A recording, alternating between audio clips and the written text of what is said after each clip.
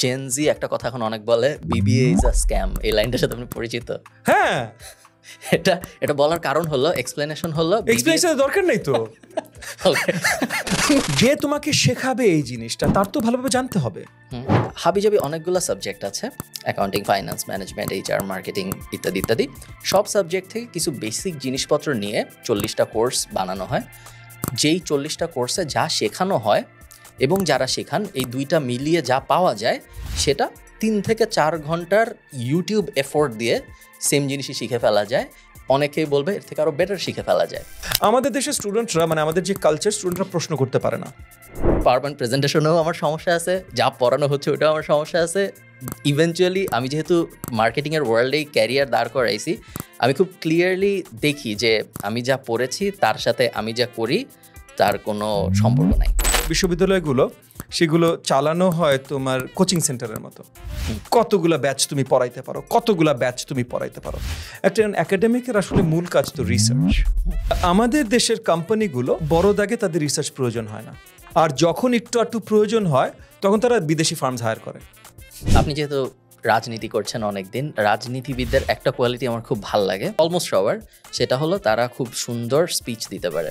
একটা সরকারের বৈশিষ্ট্য কি কি থাকে? প্রথমত, যদি নির্বাচন কেন্দ্রিক একটা সরকার হয়ে থাকে তাহলে তার বৈশিষ্ট্য হলো পাবলিক সাপোর্ট, মানে তার ভোট কত সে অর্জন করতে পারে।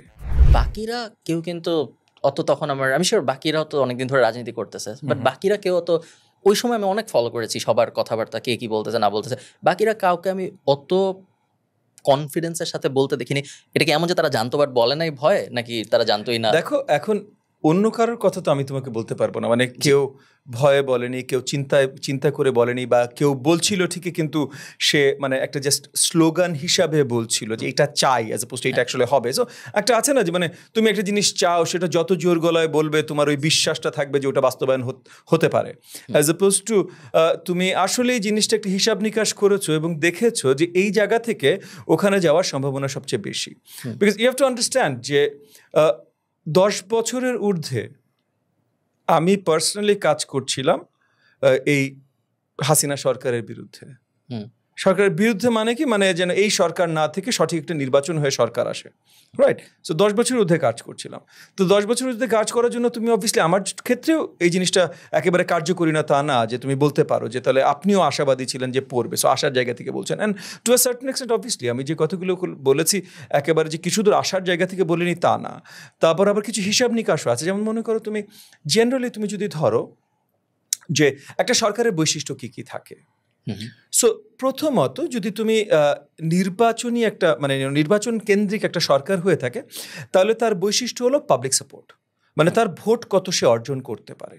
আচ্ছা, এইটা যদি চলে যায়, যেটা হাসিনা সরকারের একদম শুরু থেকেই চলে গেছিল, তাহলে নেক্সট জিনিসগুলো কি থাকে যে বড় দাগে কোন কোন গোষ্ঠীগুলো, মানে ইন্টারেস্ট গ্রুপ বলো, কোন কোন ইন্টারেস্ট গ্রুপগুলো তার সাথে অ্যালাইন্ড, কোন কোন ইন্টারেস্ট গ্রুপগুলোর শক্তির কারণে সে এই ক্ষমতায় আছে।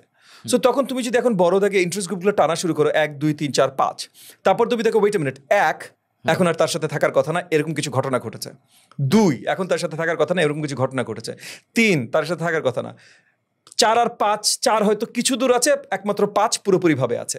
তাহলে 5টার সাপোর্টে সে ছিল, 3টা গন, 3টা শুধু গন না, তার মধ্যে 3টে অ্যান্টি হয়ে গেছে, একটা হয়তো নিউট্রাল হয়ে গেছে।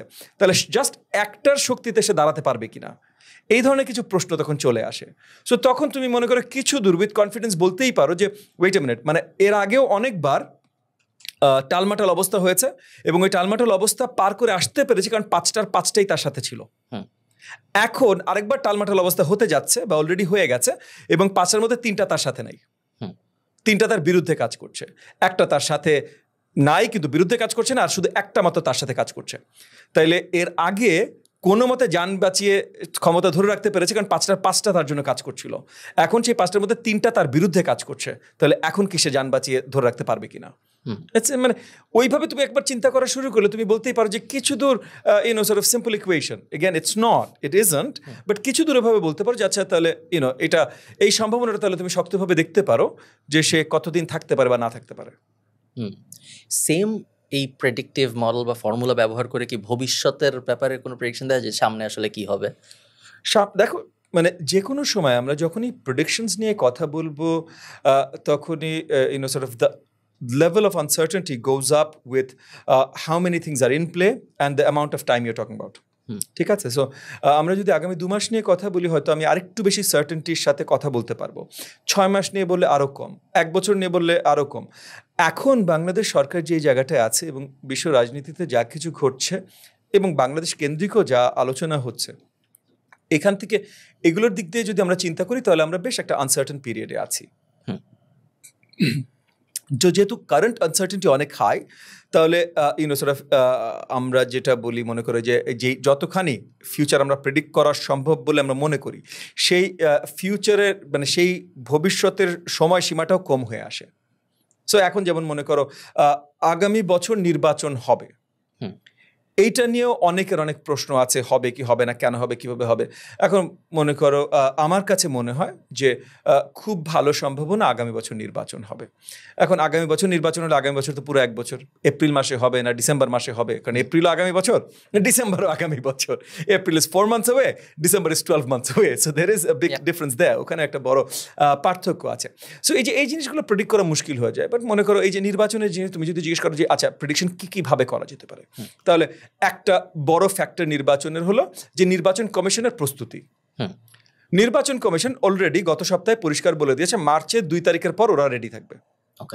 তো মার্চের 2 তারিখের পর যদি রেডি থাকে তাহলে আমরা বলতেই পারি যে ওই প্রেশারটা থাকবে যে মার্চের 2 তারিখের পর যদি ওরা নির্বাচন দিতে রেডি, তাহলে নির্বাচন কেন হবে না। তখন পলিটিক্যাল ফোর্সেসগুলো ওটার উপরে আরও বেশি লাফালাফি শুরু করবে, all sorts of political interest groups, pressure groups, political parties, সবাই তখন নির্বাচন চাইবে। এই নির্বাচনটা কতদিন ধরে রাখতে পারবে, সো এইটা একটা ফ্যাক্টর আছে। আর একটা বড় ফ্যাক্টর আছে হলো যে ইন্টারিম সরকার, যারা সরকার পরিচালনায় আছেন ওনাদের ভিতরে কতখানি ইন্টারেস্ট আছে নির্বাচন আটকে রাখা, নির্বাচন আটকে ওনারা নিজেরা রিফর্মস করবেন। তো সেই জায়গাটায় তোমার আরেকটা প্রশ্ন তখন চলে আসে যে কতটা রিফর্মস অ্যাকচুয়ালি করতে পারবেন, কারণ করবেনের সাথে করতে পারবেন ইজ ইন্টারকানেক্টেড, রাইট? সো কতগুলো রিফর্মস করতে পারবেন, রিফর্মস করার জন্য কী কী দরকার, রিফর্ম করার জন্য বড় দাগে তাদের ইনস্টিটিউশনাল স্ট্রেংথ দরকার এবং পাবলিক সাপোর্ট দরকার। ইনস্টিটিউশনাল স্ট্রেংথ এই মুহূর্তে প্রতীয়মান না, মানে এটা কিছু দূর পরিষ্কার যে তোমার কি বলার নাম সরকারি ইনস্টিটিউশনগুলো শক্তভাবে তাদের জায়গায় এখনো দাঁড়াতে পারেনি। And that's also because of July August আন্দোলনে যা কিছু হয়েছে তার আগে যেগুলো হয়েছে সব কিছু মিলিয়ে এই জায়গায় এসেছে, বাট এটা শক্তভাবে দাঁড়াতে পারেনি। যে শক্তভাবে যদি দাঁড়াতে না পারে তাহলে এই ইনস্টিটিউশনগুলো ব্যবহার করে তুমি রিফর্মস শক্তভাবে করতে পারবে, মানে যাদের মাধ্যমে তুমি রিফর্ম করবে তারাই দাঁড়াতে পারেনি, তাহলে তুমি শক্তভাবে দাঁড়া করতে পারো। আচ্ছা, তাহলে এই যে যাদের মাধ্যমে দাঁড়া করাবে তাদেরকে দাঁড়া করানোর কি উপায়? তাদেরকে দাঁড়া করানোর জন্য আবার একটা শক্ত সরকারের দরকার। শক্ত সরকার মানে কি? Government that is truly connected with the people, that has a long term tenure, মানে সবার একটা আস্থা আসবে যে এরা 4 বছর বা 5 বছরের জন্য আছে, মানে কালকেই চলে যাবে না, 3 মাসে বা 6 মাসে চলে যাবে না, আছে 4-5 বছর। যেই পলিসি করে এই পলিসি 5 বছর স্টেবিলিটি থাকবে, পলিসি খারাপ হোক ভালো হোক এইটা থাকবে 5 বছর বা 4 বছর। তখন একটা ওই আস্থা যখন ফেরত আসে, ট্রাস্ট যখন ফেরত আসা শুরু হয়, তখন স্টেবিলিটি ফেরত আসা শুরু হয়। তখন ইনস্টিটিউশনাল স্ট্রাকচারগুলো আরও রোবাস্টভাবে কাজ করার একটা সম্ভাবনা শুরু হয়। এবং ওই রাজনৈতিক সরকার মানে ইলেক্টেড সরকার, ওরা ইলেক্টেড তো মাগনা হবে না, they are connected to the people বলেই তো ইলেক্টেড হবে। সো ওদের ওই ম্যান পাওয়ারটা আছে, হিউম্যান রিসোর্সটা আছে, যেখানে তারাও এই ইনস্টিটিউশনসের ইম্পর্টেন্ট অফিসেসগুলোতে লোকজন ভরতে পারে, মানে তাদের মনোভাবের লোকজন বলো, সঠিক লোকজন বলো, যেইভাবেই বলো না কেন, বাট ভরতে পারে, যেটা অন্তর্বর্তীকালীন সরকার বা এরকম ইন্টারিম সরকারের এই ক্ষমতাগুলো থাকে না। সো এই কাজগুলো যখন করবে তখন তুমি ইনস্টিটিউশনগুলোকে রোবাস্ট বানাতে পারবে, ওই রোবাস্ট ইনস্টিটিউশনগুলো তাহলে রিফর্ম করতে পারবে। তাহলে আমরা কি দেখছি যে ইন্টারিম সরকার আসলে রিফর্ম যদি করতেও চায়, করতে খুব বেশি সক্ষম হয়তো হবে না।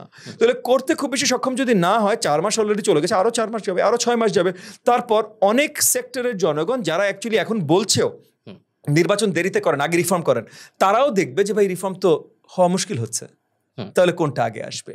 সো এইভাবে তুমি যদি তাকানো শুরু করো তাহলে তুমি দেখবে যে একটা ভালো সম্ভাবনা আছে আগামী বছর বিটুইন মার্চ টু ডিসেম্বর একটা নির্বাচন হয়ে যাওয়ার। আর আমরা যদি অনেকে এই জিনিসটা বলে যে, এবং I think to some extent a big part of me also agrees যে যেই আসুক 5 বছর 10 বছর পরে অনেকটা, আমি অ্যানিমাল ফার্ম নিয়ে একটা ভিডিও করছিলাম কিছুদিন আগে, 5 বছর 10 বছর পর যে অনেকটা একই হবে, কিছু মেজর জিনিস হয়তো চেঞ্জ হবে। ধরেন একটা জিনিস আমি তুমি কথাটা শেষ করার আগে তোমাকে বলি, হ্যাঁ, বাংলাদেশে কিছু ভুল বোঝাবুঝি আছে এবং এই ভুল বোঝাবুঝির জন্য অনেক দূর আওয়ামী লীগ গত 15.5 বছর ধরে যে প্রোপাগান্ডা বিস্তার করেছে এটাও দায়ী।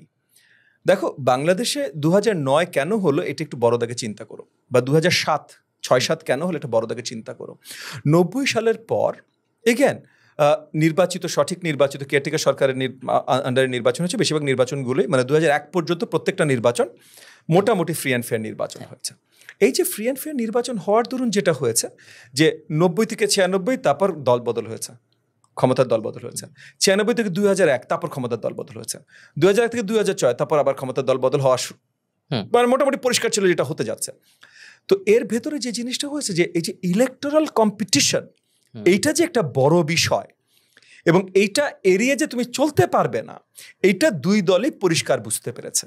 দুই দল মানে কি, যে সবচেয়ে বেশি ভোট ওই সময়টায় যেই দুই দল পাচ্ছিল, আরও দল ছিল তারাও বুঝতে পারছিল, বাট সবচেয়ে বেশি ভোট যেহেতু এই দুটা আওয়ামী লীগ এবং বিএনপি পাচ্ছিল, তো তাদের ভিতরে এই চিন্তাটা আরও বেশি প্রকট আকার ধারণ করে এবং তারা ইলেকট্রাল কম্পিটিশনের চাপের চোটে একা না কিন্তু, so don't think all of this happen in a vacuum, electoral কম্পিটিশনের চাপের চোটে তারা দুটো রাস্তা পেল। একটা রাস্তা হলো নিজেদেরকে ইলেকট্রাল কম্পিটিশনের জন্য প্রিপেয়ার করো, এটা তারা ভিতরে ভিতরে শুরু করে দিয়েছিল। দ্বিতীয় রাস্তা হলো ইলেকট্রাল কম্পিটিশনটাই কোনোভাবে বাতিল করা যায় নাকি। সো এইটা যদি না হতো, ওই যে বাতিল করা, এটা যদি না করতে পারতো, তাহলে দ্বিতীয়টা কিন্তু অলরেডি কাজ করা শুরু করে দিয়েছিল এবং প্রথমটাও কিন্তু প্রচেষ্টাটা ছিলই, কারণ ওই পুশটা ছিল, ওই প্রেশারটা ছিল। আনফর্চুনেট ফর আস যে 2006-এ 111 সরকার এসে তারা ইলেকট্রাল কম্পিটিশন আরও নিগুড়ভাবে তৈরি করার জায়গায়, মানে কেয়ারটেকার সরকারকে আরও এম্পাওয়ার করার জায়গায় তারা নিজেরা 2 বছর সরকার পরিচালনায় নিয়ে তারা বললো তারা অনেক ধরনের রিফর্মস করবে। রিফর্মস এই যেটা কিছু দূর তোমাকে বললাম, এখন সামনে আমাদেরও আশঙ্কা আছে, রিফর্মস যেহেতু তারা রাজনৈতিক সরকার, মানে তারা ইলেক্টেড সরকার ছিল না, তারা করতে পারেনি। এখন অনেকে পিছিয়ে থাকে বলে না অনেক কাজ করেছে, না ভাই তারা করতে পারেনি বলেই 2009-এর নির্বাচন ওইভাবে হয়েছে, একচেটি আওয়ামী লীগ পুরো ক্ষমতায় চলে এসেছে। ওকে, তারা রিফর্মস কেন করতে পারেনি? কারণ এগেন তারা মিলিটারি পাওয়ার নিয়ে তারা ভালো করতে চেয়েছে হয়তো তাদের ভিতরে অনেকেই, এবং তারা জুডিশিয়ারিতে রিফর্ম করতে চেষ্টা করেছে, তারা অনেক জায়গায় রিফর্ম করতে চেষ্টা করেছে, কিন্তু ওই রিফর্মের কোনো ফল আমরা পেয়েছি না। আওয়ামী লীগ সরকার আসার সাথে সাথে ওটা উলট হয়ে গেছে। কেন উলট হয়ে গেছে? কারণ বাই দ্য টাইম ওরা নির্বাচন দিয়েছে, ওদের উপরে প্রেশার ছিল, ওরা ধরে রাখতে পারছে না, জনগণ ওদের বিরুদ্ধে চলে গেছে। মানে আমাদের বন্ধু প্রতিম দেশগুলো যারা সাপোর্ট করছিল এই রিফর্মগুলো, তারাও দেখেছে এরা রিফর্ম পুরো মানে একদম হারিয়ে ফেলেছে, সো তারা ওদের বিরুদ্ধে চলে গেছে। সো শেষ মুহূর্তে ওদের তড়িঘড়ি করে একটা নির্বাচন দিতে হচ্ছে, যেটা আর সঠিক কেয়ারটেকার সরকারের আন্ডারে যে একদম সুষ্ঠু নির্বাচন হবে সেরকম নির্বাচন হয়নি, এবং এটা স্ট্যাটিস্টিক্যাল এভিডেন্স আমাদের কাছে আছে। I have actually publish papers on this. 2009-এর নির্বাচন কেন ফেয়ার নির্বাচন ছিল না, যেটা মানে আমরা নাম্বারস দেখে বলতে পারি, স্ট্যাটিস্টিক্যালি বলতে পারি। বাট এনিওয়ে, সো 2009-এর নির্বাচনে যেটা হলো, তাহলে আমরা ইলেকট্রাল যে প্রেশারটা ছিল হারিয়ে গেল। আচ্ছা, তারপর ইলেকট্রাল প্রেশার ফেরত আসার জন্য আমরা কাজ করছিলাম 2013-তে 14 নির্বাচনের জন্য। কিন্তু এখানে যে আওয়ামী লীগ কী করলো, 15th অ্যামেন্ডমেন্টের মাধ্যমে কেয়ারটেকার সরকার বাতিল করে দিল। পুরো যুদ্ধটাই 13-14-তে কিন্তু ছিল এই কেয়ারটেকার সরকারের জন্য, অন্য কিচ্ছু না কিন্তু। কারণ কেয়ারটেকার সরকার মানে বিএনপি রিয়েলাইজ করলো যে ওয়েট এ মিনিট, আমাদের যে প্রথম আইডিয়াটা যে এইটা বাদ দাও, এটা was not a good idea, দ্বিতীয়টাতেই থাকা উচিত ছিল। কিন্তু ওই যে প্রথমটা, ওইটা 111-এর সরকার কেয়ারটেকার, ওই কেয়ারটেকার সরকার, আর্মি ব্যাট কেয়ারটেকার সরকার, ওরা নষ্ট করে দিল। সো ওরা নষ্ট করে দেওয়ার জন্য ওই যে ইলেকট্রাল কম্পিটিশনটা সরে গেল। ইলেকট্রাল কম্পিটিশন সরে যাওয়ার জন্য 2013 সালে অনেক মারামারি করার পরও আমরা ইলেকট্রাল কম্পিটিশন ফেরত আনতে পারলাম না বলে 18-24 এই পর্যন্ত এসেছিল। এখন যে বিশাল বড় যুদ্ধটা হলো, মানে আমাদের যে গণ আন্দোলনটা হলো, এই গণ আন্দোলনের মাধ্যমে যদি আমরা আবার ওই ইলেকট্রাল কম্পিটিশনটা ফেরত আনতে পারি, আরও রিফর্মস দরকার আছে অবভিয়াসলি। এই যে তুমি নিজেই বলছিলে, আমার টিম থেকে বোধহয় তোমাকে মেসেজ পাঠিয়েছিল কিছুদিন আগে, আমার দল থেকে আমরা বড় দাগে 9টা রিফর্ম প্রপোজাল পাবলিশ করি, এবং কেয়ারটেকারের ইন্টারিম সরকার থেকে শুরু করে প্রেস, মিডিয়া এবং sort of international organisations and embassy সবার কাছে আমরা তুলে দিই। তো এখানে অনেকগুলো কনস্টিটিউশনাল রিফর্ম থেকে শুরু করে অনেকগুলো রিফর্মের আমরা পরিষ্কারভাবে মেনশন করেছি, যেগুলো মাস্ট, বাংলাদেশে একদম মানে গুরুত্বপূর্ণ, ইমিডিয়েট নিড, এবং এটা আমরা আমাদের পার্টির ম্যানিফেস্টোও বলছি যে আমরা নির্বাচিত হলে এই প্রত্যেকটা রিফর্ম আমরা করব, আমরা নির্বাচিত হলে। বাট এই রিফর্মগুলো করো না করো, what you really need to get back to is that electoral competition track. Electoral competition ট্র্যাকে তুমি যদি না যাও, এগেন এটাও কিন্তু এক্সপেরিমেন্টেড, যে লং টাইম আমরা রিফর্ম করবো কিন্তু আসলে পারবো না, কিন্তু দেখাবো, তারপর শেষ মুহূর্তে কি হবে, এটা কিন্তু 1/11 অলরেডি একবার হয়েছে। We don't want to go through that again. So আমরা আইডিয়ালি চাই ওই যে ইলেকট্রাল কম্পিটিশনের জায়গায় ফেরত আসা। তো তোমার যে কথাটা তুমি বলছিলে, যেখানে আমি তোমাকে কন্ট্রাডিক্ট করলাম আর কি, যে বাংলাদেশের লোকজন বলে এইটা তাদেরকে ভুল বোঝানো হয়েছে, তাদেরকে ওই অ্যাঙ্গেলটাতে, ওই পার্সপেক্টিভটাতে দেখার সুযোগ দেওয়া হয়নি। কিন্তু স্যার অনেকেই বলে যে 90-এর থেকে 2000 যখন আমাদের ইলেকট্রাল সিস্টেম ধরেন অনেক ভালো ছিল বা মোটামুটি ভালো ছিল, তখন যে সরকারগুলো নির্বাচিত হতো তারা হয়তো একসাথে 15 বছর বা 17 বছর থাকার কারণে ওই রকম অ্যাবিউজিভ না হইলেও অনেক বেশি আহামরি উন্নতিও হইতো না। সো একটার প্রবলেম হলো দুর্নীতি এবং অনেক খারাপ কাজ, আরেকটার প্রবলেম অনেকে বলে যে না এগুলা করে নাই, বাট ইনকম্পিটেন্সি ছিল বড় প্রবলেম। আচ্ছা, এখানে আমি তোমাকে ফার্স্ট অ্যান্ড ফরমোস্ট বলি, এগেন 5 বছরের ঊর্ধ্বে, মানে 1 টার্মের ঊর্ধ্বে কেউ ছিল না যখন ইলেকট্রাল কম্পিটিশন ছিল। হ্যাঁ, ওকে। এবং এই কারণে আমি ইলেকট্রাল কম্পিটিশনটার কথা বলছিলাম, যে ওই যে 3বার ফাঁদ ঘোরার পর সবার ভেতরে টনক নড়েছিল যে wait a minute, electoral competition আছে, মানে ক্ষমতায় থাকতে হলে আমার আসলে সার্ভ করতে হবে। দেখো, যে কোনো একটা পলিটিক্স, যে কোনো কিছু শিখতে একটু সময় লাগে। আমেরিকায় প্রথম নির্বাচনে কিন্তু গণতন্ত্র প্রতিষ্ঠা হয়নি, এবং আমেরিকায় মানে ইভেন এই রিসেন্টলি পর্যন্ত, মানে আজ থেকে 10-20 বছর এখনও তো অ্যাকচুয়ালি এই না মারা কাটা হয় নির্বাচনে। ওদের মারা কাটা, মোর মুখের মারা কাটা, তুমি 19th সেঞ্চুরিতে চলে যাও, উইচ ইজ মানে almost 150 years into, or close to 150 years into the democratic experiment। তারা তখনও কিন্তু অ্যাকচুয়ালি কোদাল নিয়ে, দাও নিয়ে মারাকাটা করছিল নির্বাচনে, ঠিক আছে? মানে আজ থেকে মাত্র 100 বছর আগে কোদাল দাও নিয়ে মারাকাটা করছিল নির্বাচনে, গোলাগুলি করছিল নির্বাচনে। তো আমরা মানে ওই যে কোনো জিনিস তোমার হ্যাবিচুয়েটেড হতে, ইউজ টু হতে সময় লাগে। মানে বড় বড় অর্গানাইজেশনের, বড় বড় ইনস্টিটিউশনের এই যে নতুন যে নিডসগুলো, এগুলো বুঝতে সময় লাগে। এই সময়টা আমরা 15 বছরে, মানে 90 থেকে মনে করো 2005, এই 15 বছরে আমরা অনেক দূর শিখে গেছিলাম। প্রবলেমটা হলো যে ওইখান থেকে যে উন্নয়নগুলো শুরু হওয়ার দরকার ছিল, মানে তারপর যে ওই যে ইলেকট্রাল কম্পিটিশন, আচ্ছা ঠিক আছে, তাহলে আর উপায় নাই, তো তাহলে এখন খুশি করার কাজে নিয়োজিত হইতে হবে। এই যে খুশি করার কাজে নিয়োজিত হওয়ার কাজ যখন শুরু হতে যাচ্ছে, তখন আমরা ইলেকট্রাল কম্পিটিশনটাকেই উড়িয়ে দিয়েছি। সো এইটা হলো main point to understand. And I don't disagree with you for a second যে ইনএফিশিয়েন্সি, হয়তো ভুল ধরনের নমিনেশন, হয়তো জনগণের জন্য ভালো কাজ নেই, এরকম অনেক কিছু করা হয়েছে ওই সরকারগুলোতেও। 1 নম্বর কারণ ইলেকট্রাল কম্পিটিশন, 2 নম্বর কারণ এখানে আরও কিছু রিফর্ম যে দরকার নেই তা না। মনে করো শুধুমাত্র ইলেকট্রাল কম্পিটিশন ফেরত আসবে, এবং যদিও সবচেয়ে বড় গুরুত্বপূর্ণ হলো এইটা, ইলেকট্রাল কম্পিটিশন ফেরত আসলে ওভার টাইম অন্য সব কিছু ঠিক হবে, এটাও আমি বিশ্বাস করি। কিন্তু ওভার টাইমের সাথেও মানে আমরা যদি ইমিডিয়েটও কিছু রিফর্ম করতে পারি, যে এই জন্য আমি মনে করি আমার দল থেকে 2 সপ্তাহ আগে রিফর্ম প্রপোজাল তো মাগনা আমরা বের করিনি, যে আমরা অ্যাকচুয়ালি বিশ্বাস করি এই রিফর্মগুলো দরকার, কিন্তু এই রিফর্মগুলো ইউজলেস ইলেকট্রাল কম্পিটিশন যদি ফেরত না আনতে পারো। এবং এই রিফর্মগুলো যদি ইলেকট্রাল কম্পিটিশন ফেরত আনতে পারো, তাহলে ইমিডিয়েটলি করলে খুব ভালো। যদি ইমিডিয়েটলি আমরা না করি, তাহলে হয়তো ওভার অ্যানাদার 10-15 ইয়ার পিরিয়ড আস্তে আস্তে হয়ে যেত। বাট আমরা 15 বছর কেন ওয়েট করবো, যে জিনিসটা আমরা জানি আমার আজকে দরকার। সো এই রিফর্মগুলো আমরা আজকে দরকার। এই ইনএফিশিয়েন্সি অ্যান্ড যে ঝামেলাগুলো তুমি বলছো, অ্যাকাউন্টেবিলিটি ফেরত নিয়ে আসা, এগুলো আমাদের আজকে দরকার। কিন্তু এই সব কিছুর কোনো মূল্য থাকবে না। এবং আমি বড় দাগে with full confidence and full faith in Democratic systems আমি তোমাকে বলছি, যে ইলেকট্রাল কম্পিটিশন যদি আমরা ফেরত না আনতে পারি, এই কোনো রিফর্ম, মানে আমি যে রিফর্মগুলো প্রপোজ করেছি, অন্য কেউ কি রিফর্মের কথা বলছে, কোনো কিছুর কোনো মূল্য থাকবে না যদি আমরা ইলেকট্রাল কম্পিটিশন ফেরত আনতে না পারি। একটা অন্যরকম জিনিস জিজ্ঞেস করি আপনাকে আমি।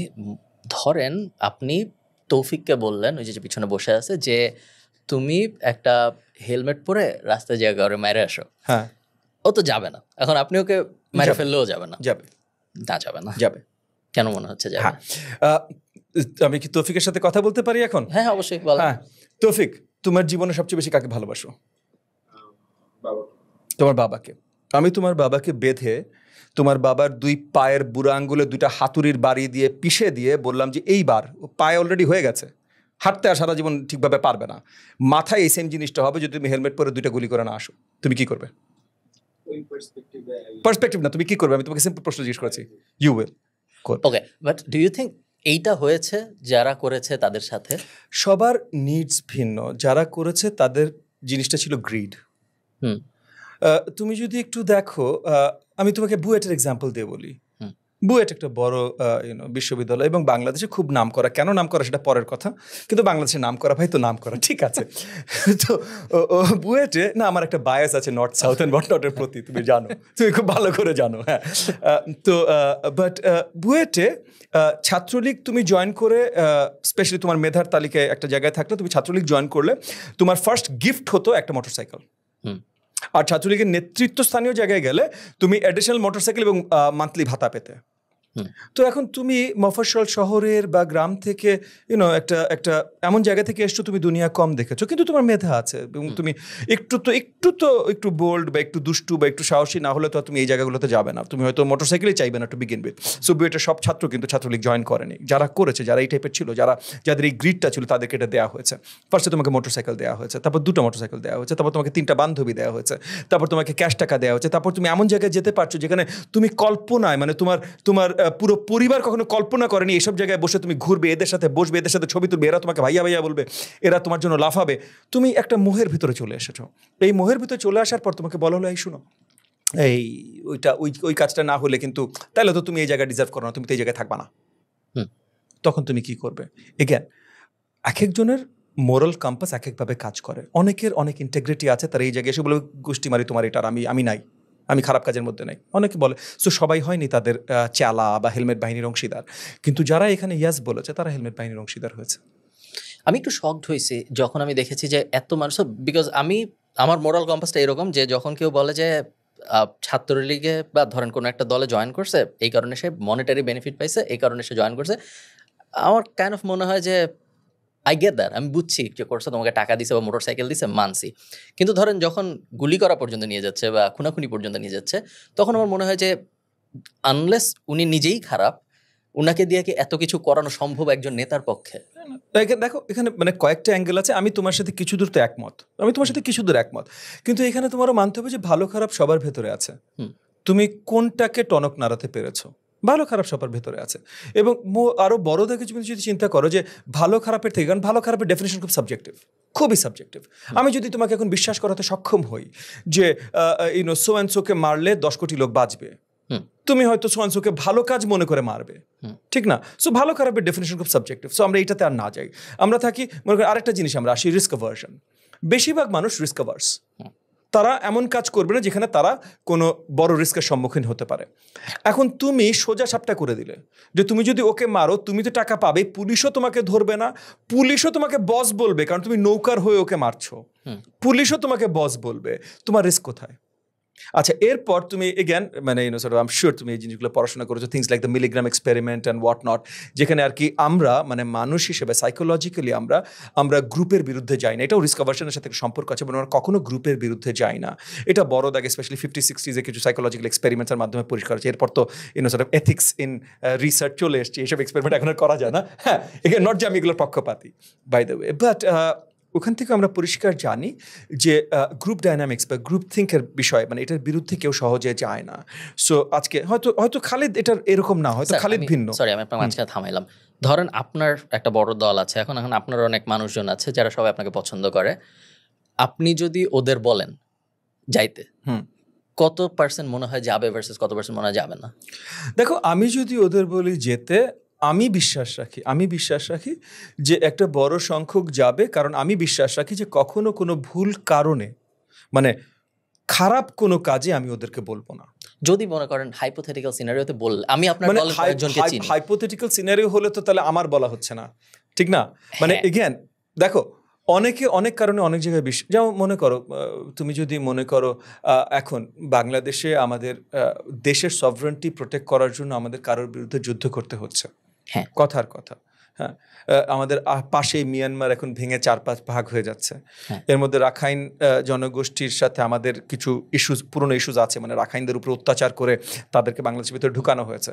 সো এইটা রিলেটেড মিয়ানমারের সাথে যদি আমাদের এখন বড় দাগে কিছু হয় তাহলে, এবং আমি যদি আহ্বান জানাই আমার দলে যারা আছেন তাদের সবাইকে দেশের, জাতির এবং দেশের সভরেন্টির জন্য অস্ত্র তুলে নিতে, হ্যাঁ, সেখানে আমি বিশ্বাস করি যে তারা বেশিরভাগই আমার ডাকে সাড়া দেবেন। I agree. এবং I can't imagine any situation যেখানে আমি কাউকে বলবো অস্ত্র তুলে নিতে কোনো নোংরা ওই যে হেলমেট বাহিনী টাইপের কাজের জন্য I just Kant imagine so যেহেতু আই কান্ট ইম্যাজিন সো আমার সাথে তাদের সম্পর্কর ভিত্তি এমন যে আমি ভুল কাজটা তাদেরকে বলবো এটা তারাও চিন্তা করেন, এটা আমিও চিন্তা করি না। এখন মনে করো আমার চিন্তা চেতনা থাকতো যে আচ্ছা আমার তো কয়েক লাখ কর্মী আছে, কয়টা জমি দখল করা যায় এদেরকে দিয়ে, কয়টা অফিস দখল করা যায় এদেরকে দিয়ে। এখন তো আমাদের সময় পুলিশ কি হয়, পুলিশ তো উল্টা আমাদের ফোন দেয় সহযোগিতার জন্য, তাহলে এখন দখল করবো। এটা যদি আমার চিন্তা হতো তাহলে হয়তো আমি আসলে তোমার প্রশ্নের উত্তর দিতে পারতাম, কারণ আমার তখন অ্যাকচুয়ালি ক্যালকুলেট করতে হতো যে কতজনকে আমি ওই কাজে পাঠাতে পারবো। আমি খুব বেশি মানুষ চিনি না আপনার দলের, 2-3 জন চিনি, তারাও বেশিরভাগ বিদেশ থাকে, জার্মানি। বাট আমার মনে হয় না আপনি যদি খারাপও হন এবং আপনি যদি জমি দখল করতে বলেনও, আমার মনে হয় চান্স খুব কম যে করবে, চান্স খুব কম যে রাজি হবে করতে। এই জন্য আমি জিজ্ঞেস করলাম যে কতটুকু আসলে তার দোষ ভার্সেস কতটুকু নেতাটা তাকে একদম ব্রেইন ওয়াশ করে দেখো মানে কিছু দূর অনেকে যে ব্রেইন ওয়াশড হয় না তা না, আবার অনেকে পার্ট ব্রেইন ওয়াশড পার্ট ওই যে নিজের গ্রিড, আবার অনেকে আছে পুরাটাই হয়তো গ্রিড কিন্তু জাস্টিফিকেশন করে ব্রেইন ওয়াশিং দিয়ে। সো এগুলো অনেক মানে the human mind and the human thought processes are complex. এটা মানে একবারে ব্ল্যাঙ্ক স্টেটে করে দিয়ে এটা নিয়ে আলোচনা করা মুশকিল। আপনি কি জেনজি একটা কথা এখন অনেক বলে বিবিএ ইজ আ স্ক্যাম, এই লাইনটার সাথে আপনি পরিচিত? বিবিএ মানে তুমি মানে বিবিএ ডিগ্রির কথা বলছো? হ্যাঁ, এটা বলার কারণ হলো এক্সপ্লেনেশন দরকার নেই তো। মানে sorry to apologise, sorry go on, আমি দুষ্টামি করি, বলো। এক্সপ্লেনেশনটা হলো সবাই বলে বিবিএ তে যা শেখানো হয়, সবাই বলে বিবিএ, আমি বিবিএ করেছি এবং আমিও সম্ভবত আমি আর তোমাকে প্রশ্ন করলাম না কেন। সবাই বলে যে হাবিজাবি অনেকগুলো সাবজেক্ট আছে, accounting, finance, management, HR, marketing ইত্যাদি। সব সাবজেক্ট থেকে কিছু বেসিক জিনিসপত্র নিয়ে 40টা কোর্স বানানো হয়। যেই 40টা কোর্সে যা শেখানো হয় এবং যারা শেখান, এই দুইটা মিলিয়ে যা পাওয়া যায় সেটা 3 থেকে 4 ঘন্টার ইউটিউব এফোর্ট দিয়ে সেম জিনিসই শিখে ফেলা যায়। অনেকেই বলবে এর থেকে আরও বেটার শিখে ফেলা যায় এবং এমন জিনিস শেখা যায় যা হয়তো তার আরও কাজে লাগে কম্পেয়ার টু ধরেন ফিলিপ কটলারের হোয়াট ইজ মার্কেটিং। রেসপন্স দেখো, ফার্স্ট অ্যান্ড ফরমোস্ট বিবিএ মানে এগেন আমি দুষ্টামির খাতিরে তোমার সাথে একমত হলাম, হ্যাঁ, এবং কিছু দূর এই আর্গুমেন্টটার ভেতরে তোমার কোনো ম্যাটেরিয়াল নেই, মানে কোনো এলিমেন্টস নেই যেটা সত্যি তা না। হ্যাভিং সেড দ্যাট, আমরা বিবিএ বাংলাদেশের কথা বলছি, কারণ এটা ম্যাটার করে, কিন্তু তুমি কোথায় কি করছো এটা ম্যাটার করে।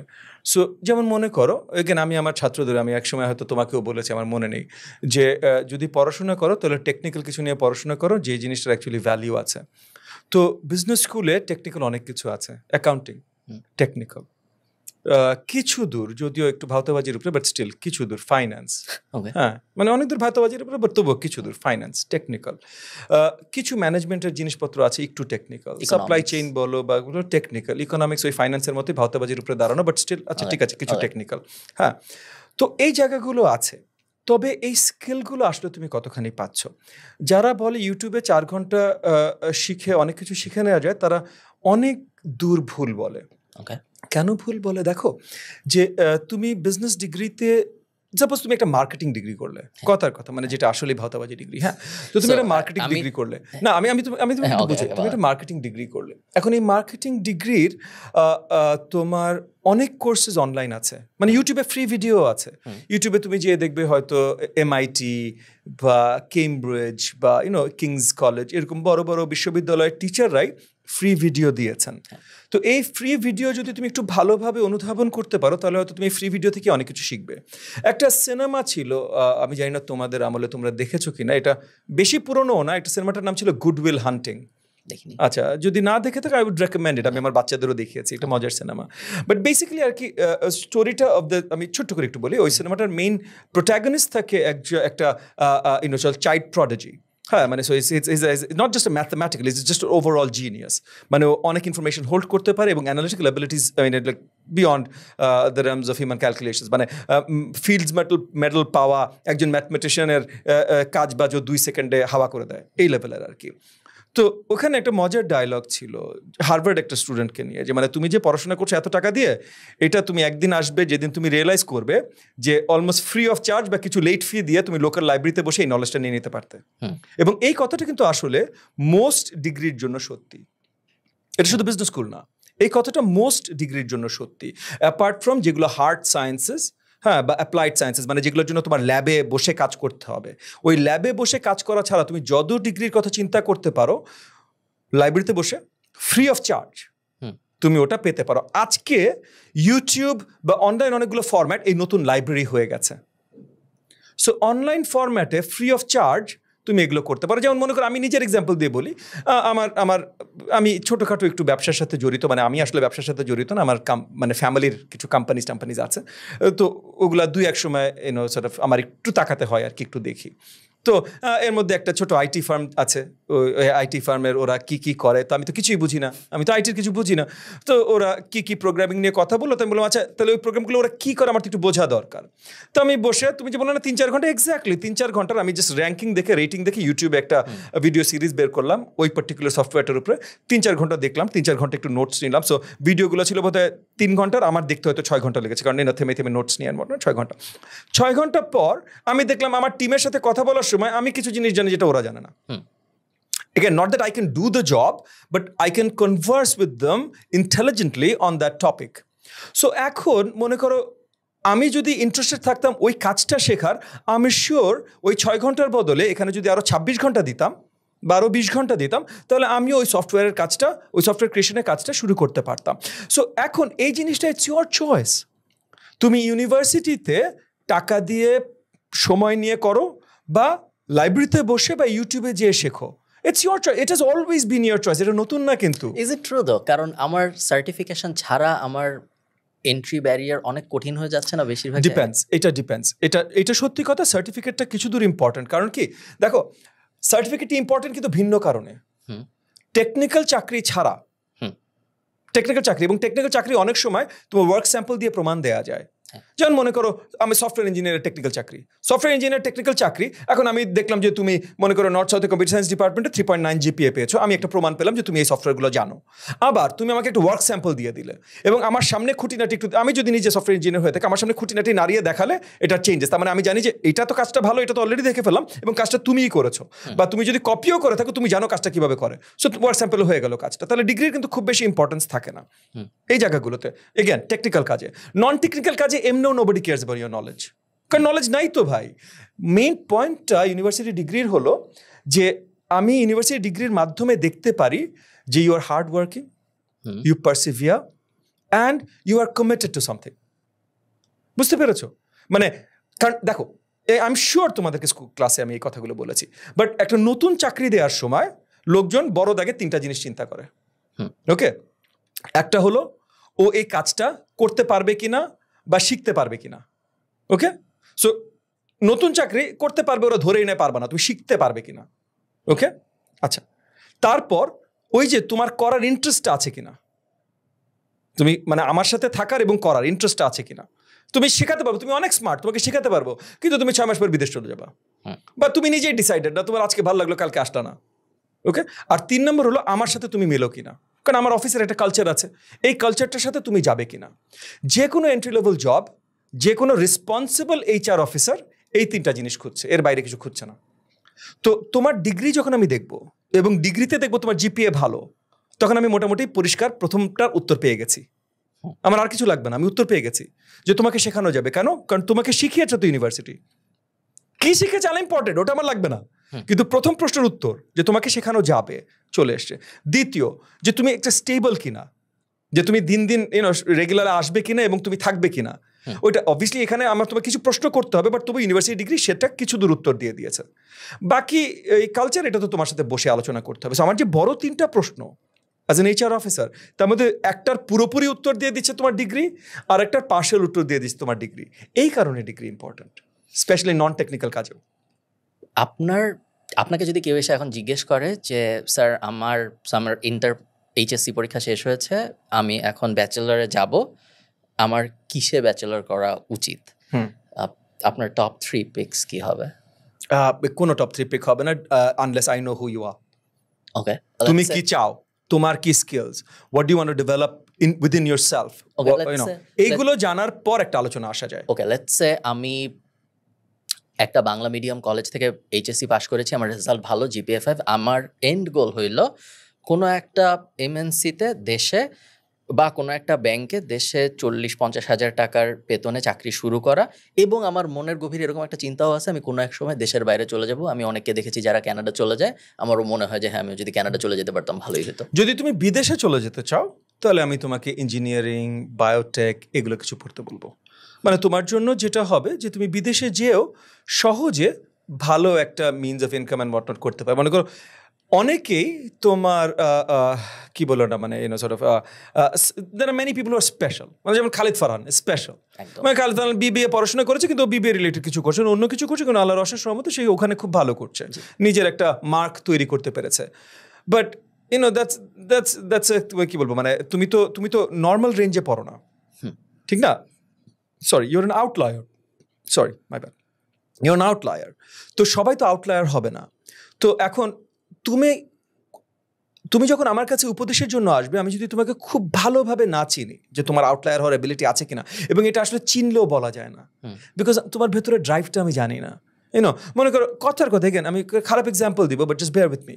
হ্যাঁ, খালিদ ফারহান তো 2018 সালে something happened that push Khalid Farhan to pursue this angle. এখন Khalid Farhan is the exact same person, nothing else is different. But suppose Khalid Farhan falls madly in love with miss X, এবং মিস এক্স বললো খালিদ তুমি যেও না, আমি তোমাকে মিস করবো, এবং খালিদ মিস এক্সের জন্য একটু বেশি ইমোশনাল হয়ে গেল, সে আর গেল না। এই যে পুরো লাইফের যে গতিটা তোমার এখন আছে, এই পুরোটা কিন্তু অলরেডি অন্য জায়গায় বাতিল হয়ে গেছে। সো এই যে আউটলায়ারগুলোর জন্য অনেক কিছু লাগে, তো সেই জন্য আউটলায়ার হিসেবে কাউকে উপদেশ দেওয়া যায় না। তাহলে উপদেশ তোমাকে দিতে হবে যে তোমার সেফ বেট কোনগুলো। তো তুমি যদি ওই জায়গা থেকে এসে থাকো, তাহলে তোমার সেফ বেট কি, তুমি যদি ভালো ছাত্র হয়ে থাকো, তাহলে তুমি যদি সায়েন্সেসে যাও, মানে স্পেশালি ইঞ্জিনিয়ারিং, বায়োটেক এই জিনিসগুলোতে যাও, তাহলে কি হবে? তাহলে তুমি এক নম্বর হলো যে তুমি এই জায়গাগুলোতে তুমি ইনিশিয়ালিও স্কলারশিপ পাওয়ার সম্ভাবনা বেশি। আমি ধরে নিচ্ছি তুমি গ্রামের কোথাও থেকে এসেছো, তার মানে তোমার ফ্যামিলি হয়তো অতটা সচ্ছল না, সো টাকা পয়সা ম্যাটার্স, তো তুমি স্কলারশিপ এগুলোতে আরও বেশি পাবে। এইখানে তোমার যেহেতু তোমার মানে স্ট্রেট ফরওয়ার্ড পড়াশোনা, সো তুমি জিপিএ ভালো রাখারও তোমার সম্ভাবনা বেশি। কঠিন পড়াশোনা বাট স্ট্রেট ফরওয়ার্ড পড়াশোনা, জিপিএ তুমি ভালো রাখতে পারলে এরপর তুমি বিদেশে মাস্টার্সেও স্কলারশিপ পাওয়ার একটা সম্ভাবনা বেড়ে যায়। মাস্টার্সে ভালো ইউনিভার্সিটি তুমি যখন স্কলারশিপ পাবে, তখন সাথে ভিসাও একাই পাবে, ওইখানে মাস্টার্স করার সাথে সাথে ভালো চাকরিও একাই পাবে। You have to work hard the whole way, but you don't have to be an outlier to get sort of a modicum amount of success in life. So আমি এইভাবে হয়তো তাকে দিব। একজন আসলো, সে আরেকটু ভিন্ন, সে তার হয়তো চাপার জোর অনেক বেশি, মানে কথা আরে সেই রকম কথা বলতে পারে, তাকে হয়তো আমি বলবো তাহলে বিবিএ করো। হ্যাঁ, so it depends, it really depends on who you are. Would you say যার আর কোনো অপশন নাই, অন্য কোনো কিছুই তার পছন্দ হচ্ছে না, তারই আসলে বিবিএতে যাওয়া উচিত as the last resort? না, দেখো বিবিএ এগেন, বাংলাদেশের বিবিএ ডিগ্রিগুলো leave lot to be desired, কারণ যে জিনিসগুলো পড়ানোর কথা তুমি একবার বলেছিলে যে teacher and material and what not, আমি বড়দাকে টিচারদের দোষ দিব না, বাট আমাদের মানে সব কিছু ওখানকার অর্থনীতির সাথে সম্পৃক্ত।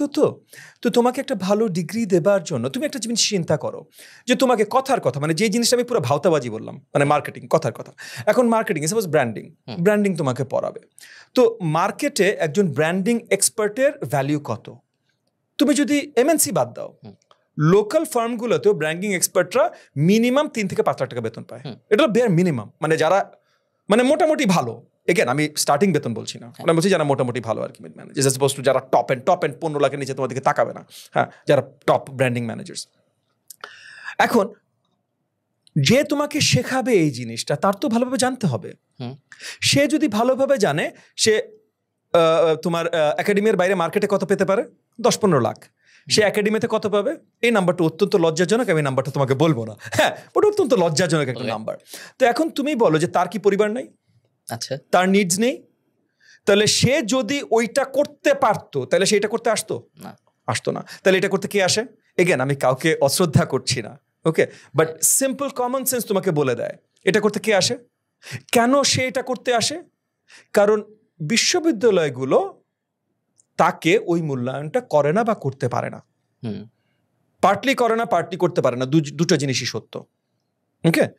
সো এখন এই জিনিসগুলো তো ওভারঅল তোমার সর্ট অফ ইকোনমিক স্ট্রাকচার, দেশের কি অবস্থা, মার্কেট ডিম্যান্ড, মানে যারা কাস্টমার্স মানে স্টুডেন্টসরা কী চায়, স্টুডেন্টসের পেরেন্টসরা কী চায়, এগুলো অনেক কিছুর সাথে সম্পৃক্ত।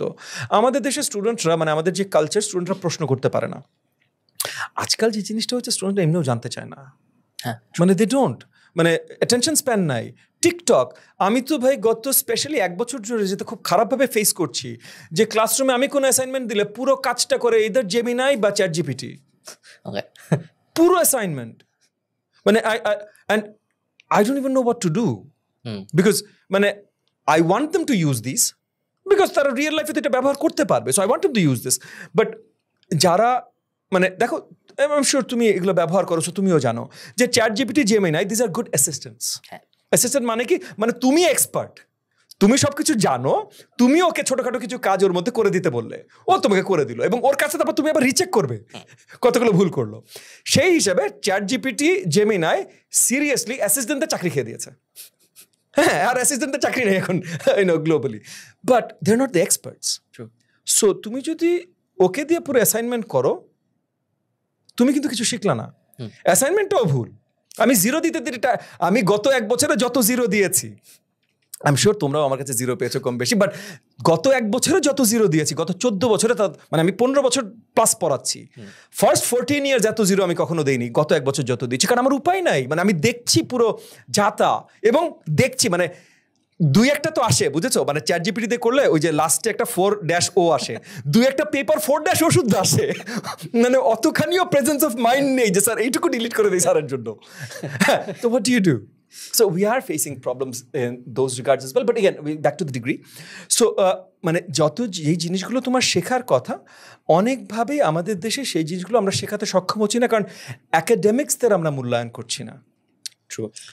সো আর তার সাথে আরেকটা জিনিস আসে হলো যে আমাদের দেশে আমরা একটা পুরনো একটা পুশ পেয়েছি যে শিক্ষিত হতে হবে, মানে কিসে শিক্ষিত হতে হবে, শিক্ষাটা কেন, এই প্রশ্নগুলো সবাই অনেক আগে করা বন্ধ করে দিয়েছে। মাঙ্কি সি মাঙ্কি ডু, শিক্ষিত হতে হবে, এই মাস্টার ডিগ্রি আল্লাহ, মানে কিসের ডিগ্রি আছে, আসলে শিখেছে কি, নোবডি কেয়ারস, ডিগ্রি থাকতে হবে। হ্যাঁ, এই জিনিসগুলো থেকে আমাদের আস্তে আস্তে দূরে সরাটা গুরুত্বপূর্ণ। আমি 2000, আপনি যেহেতু মার্কেটিং এর কথা বলেন স্পেসিফিক্যালি, এই কারণে আমি বলি, যেহেতু আমি মার্কেটিং এর মেজর ছিলাম, সো আমি 2000, আমি কিন্তু again I agree with you 100%। আমি 131 ব্যাচের, আমি 2013 থেকে 2016 নর্থ সাউথে পড়েছি 4 বছর, আপনার কোর্স করেছি, আরও 39 জনের কোর্স করেছি, টোটাল 40 জনের কোর্স করে আমি একটা মার্কেটিং ডিগ্রি নিয়ে বের হয়েছি। আমি এখন আয়ারল্যান্ডে মার্কেটিং এজেন্সি চালাচ্ছি, অ্যাপ্রক্সিমেটলি 130 থেকে 170টার মতো ক্লায়েন্ট আমাদের রেগুলার থাকে, সব কিছু ভালো চলছে। তার আগে আমি আয়ারল্যান্ডে, আমি বাংলাদেশে পড়াশোনা শেষ করে আমি আয়ারল্যান্ডে মাস্টার্স করতে চলে গেলাম ডিজিটাল মার্কেটিংয়ে। So then I did digital marketing masters in 2017 আয়ারল্যান্ডে। আই ফেল্ট রিয়েলি স্যাড যখন আমি, সো ফার্স্টে 2013-তে যখন আমি ঢাকা কলেজ থেকে নর্থ সাউথে জয়েন করলাম বিবিএ পড়তে, তখন তো আমি বিবিএ অত কিছু জানিও না, আমার অত কিছু বোঝার নেই। আস্তে আস্তে আমি যখন বিবিএ পড়া শুরু করলাম, আই ফেল্ট রিয়েলি স্যাড আস্তে আস্তে, এবং আমি মোটামুটি 3.5 বছরে নর্থ সাউথে চ্যাপ্টার শেষ করে চলে গিয়েছি। কারণ আমি দেখতাম যে ক্লাসে যা পড়ানো হচ্ছে তা একের পর এক স্লাইড শো, আপনারটা না বাদে, বাট আপনার অন্যান্য, আমি আপনার শুধু একদম লাস্টের কোর্সটা করছি যেটা অনেক অ্যাডভান্স ছিল, আমি মানে ম্যানেজমেন্ট এইটাই এক্স্যাক্টলি। সো আপনার তো স্লাইড শো ছিল না, স্লাইডস ছিল না, গল্পগুজব হতো বেশি, বাট বেশিরভাগ কোর্সে আমি যেটা দেখতাম যে slide show, power point presentation সহ টিচাররা আসতেন, পাওয়ার পয়েন্ট প্রেজেন্টেশন হতো, তারপরে পাওয়ার পয়েন্ট প্রেজেন্টেশন আমাদের দিয়ে দেওয়া হতো, ও পাওয়ার পয়েন্ট প্রেজেন্টেশন আমরা বাসায় চলে যেতাম। সো পাওয়ার পয়েন্ট প্রেজেন্টেশনেও আমার সমস্যা আছে, যা পড়ানো হচ্ছে ওটাও আমার সমস্যা আছে। ইভেনচুয়ালি আমি যেহেতু মার্কেটিংয়ের ওয়ার্ল্ডেই ক্যারিয়ার দাঁড় করাইছি, আমি খুব ক্লিয়ারলি দেখি যে আমি যা পড়েছি তার সাথে আমি যা করি তার কোনো সম্পর্ক নাই। এবং আমি মাঝে মধ্যে ভাবি যে তাহলে কি, বিকজ অনেক মানুষই আমাকেও জিজ্ঞেস করে যে বিবিএ করা উচিত নাকি বা মার্কেটিংয়ে পড়া উচিত নাকি, এবং I feel really hesitant because একদিক থেকে আমার মনে হয় উচিত না, বাট আরেক দিক থেকে আমি আবার এটা জানি যে একটা ডিগ্রি না থাকলে অনেক কিছুই অনেক কঠিন হয়ে যায়। ইভেন আমার যদি বিবিএ ডিগ্রি না থাকতো হয়তো আমি মাস্টার্সে যাইতেই পারতাম না, বিকজ মাস্টার্সে যাওয়ার জন্য ব্যাচেলর সার্টিফিকেট লাগে। সো তাহলে কি আসলে আমাদের টিচারদের বেতন অনেক বাড়ায় পার্ট টাইম টিচার্স নিতে হবে যারা অ্যাকচুয়ালি প্রফেশনে আছে বাট পার্ট টাইম টিচিং করতেছে, নাকি ফুল টাইম টিচার? দেখো, মানে যে জিনিসটা হয় যে আমাদের দেশে দেখো, মানে when we come to degrees like BBA, এখানে একটা ভালো mix of academics and professionals দুটো দরকার। আমাদের দেশে যে প্রবলেমটা হয়েছে যে আমাদের অ্যাকাডেমিক্সের বিশাল ঘাটতি। প্রফেশনালসরা অবভিয়াসলি সোর্ট অফ টাকার জন্য মানে অ্যামাউন্ট যেটা দেওয়া হয় সেই কারণে আসে না, আর অ্যাকাডেমিক্সদের বিশাল ঘাটতি। মানে কারণ অ্যাকাডেমিক হবার জন্য আমাদের দেশে কোনো ধরনের ইনসেন্টিফিকেশন নাই, হ্যাঁ, নো ইনসেন্টিভস। তুমি একজন অ্যাকাডেমিক হবে, তুমি যেমন মনে করো বিশ্ববিদ্যালয়গুলো সেগুলো চালানো হয় তোমার কোচিং সেন্টারের মতো, কতগুলা ব্যাচ তুমি পড়াইতে পারো, কতগুলা ব্যাচ তুমি পড়াইতে পারো। একটা অ্যাকাডেমিকের আসলে মূল কাজ তো রিসার্চ, তার সাথে সে পাশে পড়াচ্ছে, বাট মূল কাজ রিসার্চ। এখন অ্যাকাডেমিকদের মূল্যায়ন হয় না কেন? কারণ আমাদের দেশের কোম্পানিগুলো বড় দাগে তাদের রিসার্চ প্রয়োজন হয় না, আর যখন একটু একটু প্রয়োজন হয় তখন তারা বিদেশি ফার্মস হায়ার করে, মানে যে ডিমান্ড সাপ্লাইয়ের ব্যাপার। তো আস্তে আস্তে এটা হয়তো চেঞ্জ হচ্ছে, সামনে যে আরও চেঞ্জ হবে। একই সাথে তুমি যে কাজগুলো করছো এর মধ্যে অনেক কাজই, এগেন আমি জানি না তুমি এক্স্যাক্টলি কী কাজ করছো, বাট অনেক কাজই হয়তো রেগুলার কোনো বিবিএ ডিগ্রি শেখাবে না, কারণ তুমি স্পেসিফিক একটা নিশ মার্কেট হয়তো কাজ করছো, হ্যাঁ। এবং এই ডিগ্রিগুলো তোমাকে বড় দাগে সোর্ট অফ একটা ওভারঅল পিকচার দেবে। এবং আমি প্রথমেই বলে নিয়েছি যে marketing is not a technical degree. মানে যেমন মনে করো যে আমি বাংলাদেশে মার্কেটিং তাদেরকেই সাজেস্ট করবো যারা পড়াশোনায় খুব বেশি ভালো না, খুব বেশি পড়াশোনায় ইন্টারেস্টেড না, তবে তাদের স্ট্রিট স্মার্টস অনেক আছে, মুখ ভালো চালাতে পারে, হ্যাঁ। সো তারা মার্কেটিং ডিগ্রির জন্য হয়ে গেল, তারপর তারা আসলে তাদের স্ট্রিট স্মার্টস এগুলো দিয়ে তারা নিজেদেরকে এগিয়ে নিয়ে যাবে। স্যার আমাকে একটা জিনিস বলেন যে যদি কেউ ঠিক করে সে পলিটিশিয়ান হবে, আমি তৌফিক মনে করলো তৌফিক, কারণ ওর বাবার সাথে যা হয়েছে এরপর তো কোনো উপায় নেই, হ্যাঁ, ঠিক করলো যে আমি পলিটিক্সে যাব। কিন্তু আমরা পলিটিক্সে যাওয়া বলতে বাইরের থেকে অনেক দূরের থেকে যেভাবে দেখি যে প্রথমে এলাকায় বড় ভাই কে আছে তাকে খুঁজে বের করতে হবে, তার চামচা হতে হবে, তারপর আমি হয়তো বড় ভাই হব এবং আমি অন্য আরেকজনের চামচা হব, এবং এভাবে আস্তে আস্তে উঠে। এইটাই কি আসলে উপায়? আমাকে একটু দেখো, আমি তোমাকে ফার্স্ট এন্ড ফরমোস্ট পলিটিক্স মানে কি এটা একটু অনুধাবন করাটা গুরুত্বপূর্ণ। So politics, when we talk about the term, এটার দুটো পিলার আছে, দুটো ভিত্তি আছে। একটা ভিত্তি হলো যে কোনো একটা গোষ্ঠীর জন্য কাজ করা, সেই গোষ্ঠীটা পুরো দেশ হতে পারে, সেই গোষ্ঠীটা স্পেসিফিক কোনো গোষ্ঠী হতে পারে, একটা এলাকা ভিত্তিক হতে পারে, বাট কোনো একটা গোষ্ঠীর জন্য কাজ করা, এটা হলো ফার্স্ট পিলার, স্তম্ভ। দ্বিতীয় স্তম্ভ হলো এই কাজটা করার জন্য সরকারি পজিশনে যেতে চেষ্টা করা। ওকে, সো এই দুটোর যে কোনো একটাই যখন বাতিল হয়ে যাবে ওইটাকে আর তুমি পলিটিক্স বলতে পারো না। ওকে, সো মনে করো তুমি সরকারি পজিশনে যেতে চাচ্ছ না, শুধুমাত্র এলাকার জন্য কাজ করছো, তাহলে তুমি ভলেন্টিয়ারিং কাজ করতে পারো, চ্যারিটেবল অর্গানাইজেশনে কাজ করতে পারো, ইটস নট পলিটিক্স এনিমোর। আবার তুমি আসলে মানুষের জন্য কাজ করতে চাও না, কিন্তু তুমি ওখানে যেতে চাও, তাহলে এটাকে আসলে আমরা পলিটিক্স ধরি না। এবং এগুলো আনলেস তোমার ডেমোক্রেটিক পলিটিক্স দেশে নেই, তাছাড়া এগুলো আসলে কোথাও যেতেই পারে না, এগুলো যে গুন্ডা বাহিনী হয়ে রয়ে যায়, আর কিছু হতে পারে না। সো এই দুটো ছাড়া আসলে পলিটিক্স হয় না। সো তাহলে এখন মনে করো ও যদি চায় জনগণের জন্য কাজ করবে, এবং ওর ভেতরে একটা ইসে আসলো যে জনগণের জন্য আমি যদি বড় আকারে কাজ করতে চাই, তাহলে আমার আসলে একটা নির্বাচিত প্রতিনিধি হতে হবে, কারণ জনগণের জন্য কাজ করার একটা স্ট্রাকচার আছে। মানে মনে করো আমি কাউকে হেলথ কেয়ার দিতে চাই, তাহলে এটার একটা স্ট্রাকচার আছে, আমার মেডিকেল স্কুলে যেতে হবে বা নার্সিং স্কুলে যেতে হবে, ওই পড়াশোনাগুলো একটা স্ট্রাকচার আছে না। যে একইভাবে জনগণের জন্য দেওয়ার ক্ষমতা রাখে সরকার। সরকার কেন রাখে? কারণ জনগণ একত্রিত হয়ে একটা কনস্টিটিউশনের আন্ডারে, মানে সংবিধানের আন্ডারে সবাই ডিসাইড করেছে যে এই সরকারকে আমরা ক্ষমতা দিলাম আমাদের সব সহযোগিতা করার জন্য। সো এখন এই জনগণের সঠিকভাবে সহযোগিতা করতে হলে ওই যে সোশ্যাল কন্ট্রাক্টের আন্ডারে, ওই কনস্টিটিউশনের আন্ডারে তোমার ওই সরকারে যেতে হবে। এইটা হলো রাজনীতি।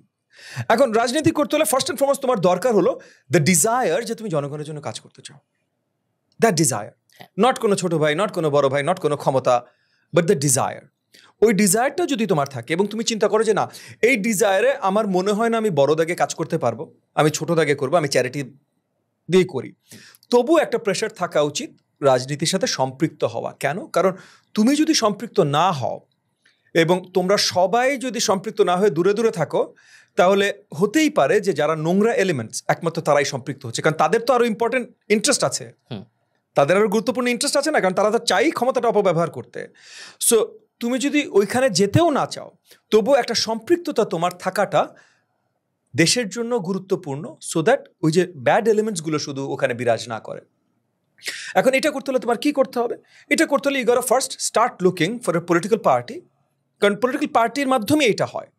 So you got you must start looking for a political party যেটা তুমি যে জিনিসগুলো বিশ্বাস করো, মানে তুমি যে কাজগুলো মনে করো জনগণের জন্য ভালো হবে, যেগুলো করতে চাও। সাপোজ তুমি সিম্পল জিনিস করতে চাও, শুধু ড্রেন চপ পরিষ্কার করে দিতে চাও, তাইলে এমন কোন পার্টি আছে যে অ্যাকচুয়ালি বিশ্বাস করে এবং কাজ করে ড্রেন পরিষ্কার করার জন্য? সরকারে যে করেছে বা বলছে সরকারে যে করবে এবং সরকারে যাওয়ার আগে যতটুকু করা যায় সরকারে না যায় ততটুকু করতে চেষ্টা করছে, এমন কোন পার্টি আছে? তুমি সেই পার্টি যে জয়েন করো। এরকম কোনো পার্টি যদি তুমি না খুঁজে পাও, তাহলে তুমি একটা ডাক দাও যে চলো ভাই আমরা একটা ড্রেন পরিষ্কার পার্টি করবো। বাংলাদেশে বহুত পার্টি আছে, এই লীগ, ওই দল, ওই এইটা, ওই সেইটা, কেউ ভাই ড্রেন পরিষ্কার করে না। ড্রেন পরিষ্কার একটা ইম্পর্টেন্ট ফ্যাক্ট। ঢাকা শহরে ড্রেন পরিষ্কার করি না বলে আমরা আমাদের প্রত্যেকবার একটু বৃষ্টি হলে হাঁটু সমান পানি চলে আসে, বিশাল দুর্ভোগ সৃষ্টি হয়। এইটা কেউ দায়িত্ব নেয় না। আমার পার্টি এটা দায়িত্ব নেবে। আমি ডাক দিলাম, ভাই আপনারা 15 জন, 50 জন, 1500 জন, কতজন আছেন আমার সাথে আসেন। তুমি সবাইকে ডাকা শুরু করো। যারাই এই ড্রেন পরিষ্কারে বিশ্বাসী, যারাই মনে করবে এই যে তোমার সাথে প্রথম দিন হয়তো কেউ আসবে না, দ্বিতীয় দিন হয়তো কেউ আসবে না, তৃতীয় দিন তুমি যখন নিজে নিজে ড্রেন পরিষ্কার শুরু করলে 2 জন তোমার গালি দিলে, বেটা ম্যাথর বিজ্ঞান। কারণ আমাদের দেশে এই ধরনের গালিও দেওয়া হয়। একজনের আসলে প্রফেশন, বাট সেটাকে গালি হিসেবে ব্যবহার করা হয়। ওই যে বলে না, তুই একটা রিক্সাওয়ালা ভাই, হ্যাঁ তুই এনিওয়ে মুভিং অন, যেখানে ছিলাম। তো কিন্তু ওই যে 2 জন আপনাকে গালি দিচ্ছে, কিন্তু বা 20 জন আপনাকে গালি দিচ্ছে, কিন্তু আরেকজন দেখবেন সে আপনাকে সহযোগিতা করতে ঠিকই চলে আসছে। কারণ আমি নিজে দেখেছি, আমি অভিজ্ঞতা থেকে বলছি, আপনাকে সহযোগিতা চলে আসছে। সে আপনার দলের প্রথম মেম্বার, বাস দ্বিতীয় মেম্বার, আপনি প্রথম মেম্বার ছিলেন, দ্বিতীয় মেম্বার। আপনার 2 জন করা শুরু করলেন, এটা 4 জন হবে, এটা 5 জন হবে, একটু সময় সাপেক্ষে, 10 বছর লাগতে পারে, 20 বছর লাগতে পারে, এটা 5000 50,000 হয়ে যাবে। ড্রেন পরিষ্কার পার্টি হয়তো 5টা ওয়ার্ডের কাউন্সিলর ড্রেন পরিষ্কার পার্টি থেকে আসলে, হ্যাঁ ওরা ন্যাশনাল পার্টি হলো না, কারণ এটা ঢাকা শহরের প্রবলেম। কিন্তু ড্রেন পরিষ্কার পার্টি ঢাকা শহরে 5টা 10টা 50টা ward commissioner, ward councillor drain পরিষ্কার পার্টি থেকে। That's a political party. Understood.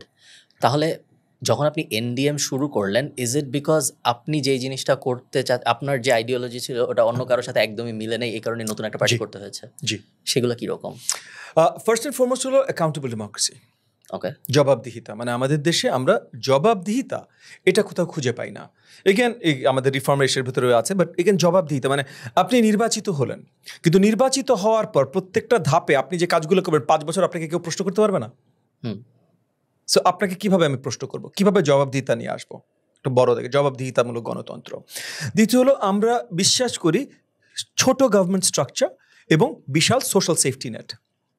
So জনগণের যে বেসিক অধিকারগুলো, যেগুলোকে আমরা ইনএলিয়েনেবল রাইটস বলি কিছু দূর, মানে like the right two B alive.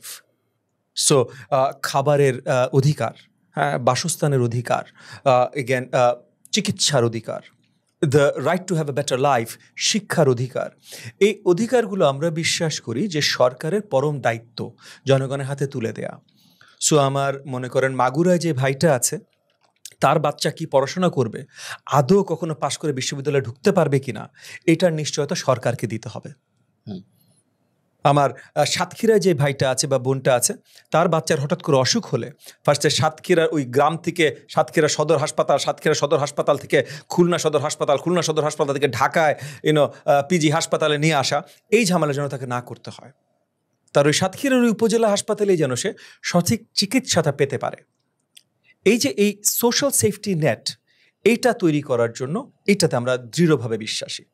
এরকম আরও বড় দাগে কিছু জিনিস আছে যেগুলোতে আমরা বিশ্বাস করি এবং যেগুলো আমরা পরিষ্কারভাবে দেখেছি যে কেউ, মানে এগেন ভালো খারাপের কথা বলছি না, বাট অন্য দলগুলো এই জিনিসগুলোতে বিশ্বাসী না।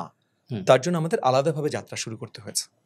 How difficult is it to form a political party? আপনার যেহেতু রিসেন্ট, ধরেন compare to let's say a business or a start up, একজন সাধারণ মানুষ যদি ঠিক করে সে একটা পলিটিক্যাল পার্টি ফর্ম করবে, বাংলাদেশের কনটেক্সটে আসলে ব্যাপারটা কত সহজ ভার্সেস কত ডিফিকাল্ট? দেখেন, আপনি যত বড় কাজ করতে চাইবেন কাজটা তত বেশি ডিফিকাল্ট হবে। It's that simple. আপনি যদি আগামী গুগল খুলতে চান, কাজটা তত বেশি ডিফিকাল্ট হবে। আপনি ছোট্ট পরিধির একটু ব্যবসা খুলতে চান, কাজটা বেশি ডিফিকাল্ট হবে না। রাজনীতির যে জিনিসটা, যে প্রথম ধাপটাই অনেক বড়। মনে করেন আপনি যেহেতু ওই যে নির্বাচন ছাড়া কিন্তু আবার রাজনীতি না। সো সবচেয়ে ছোট নির্বাচন কোনটা? আপনি বলতে পারেন ওয়ার্ড নির্বাচন। তো ওয়ার্ডের নির্বাচনেও কিন্তু লাখ ভোটার, তো লক্ষ ভোটারের নির্বাচন, এটা কি ছোট কিছু না? সো তাহলে রাজনীতির প্রথম স্টেপটাই অনেক বড়। সো অবভিয়াসলি মুশকিলও অনেক বেশি হবে।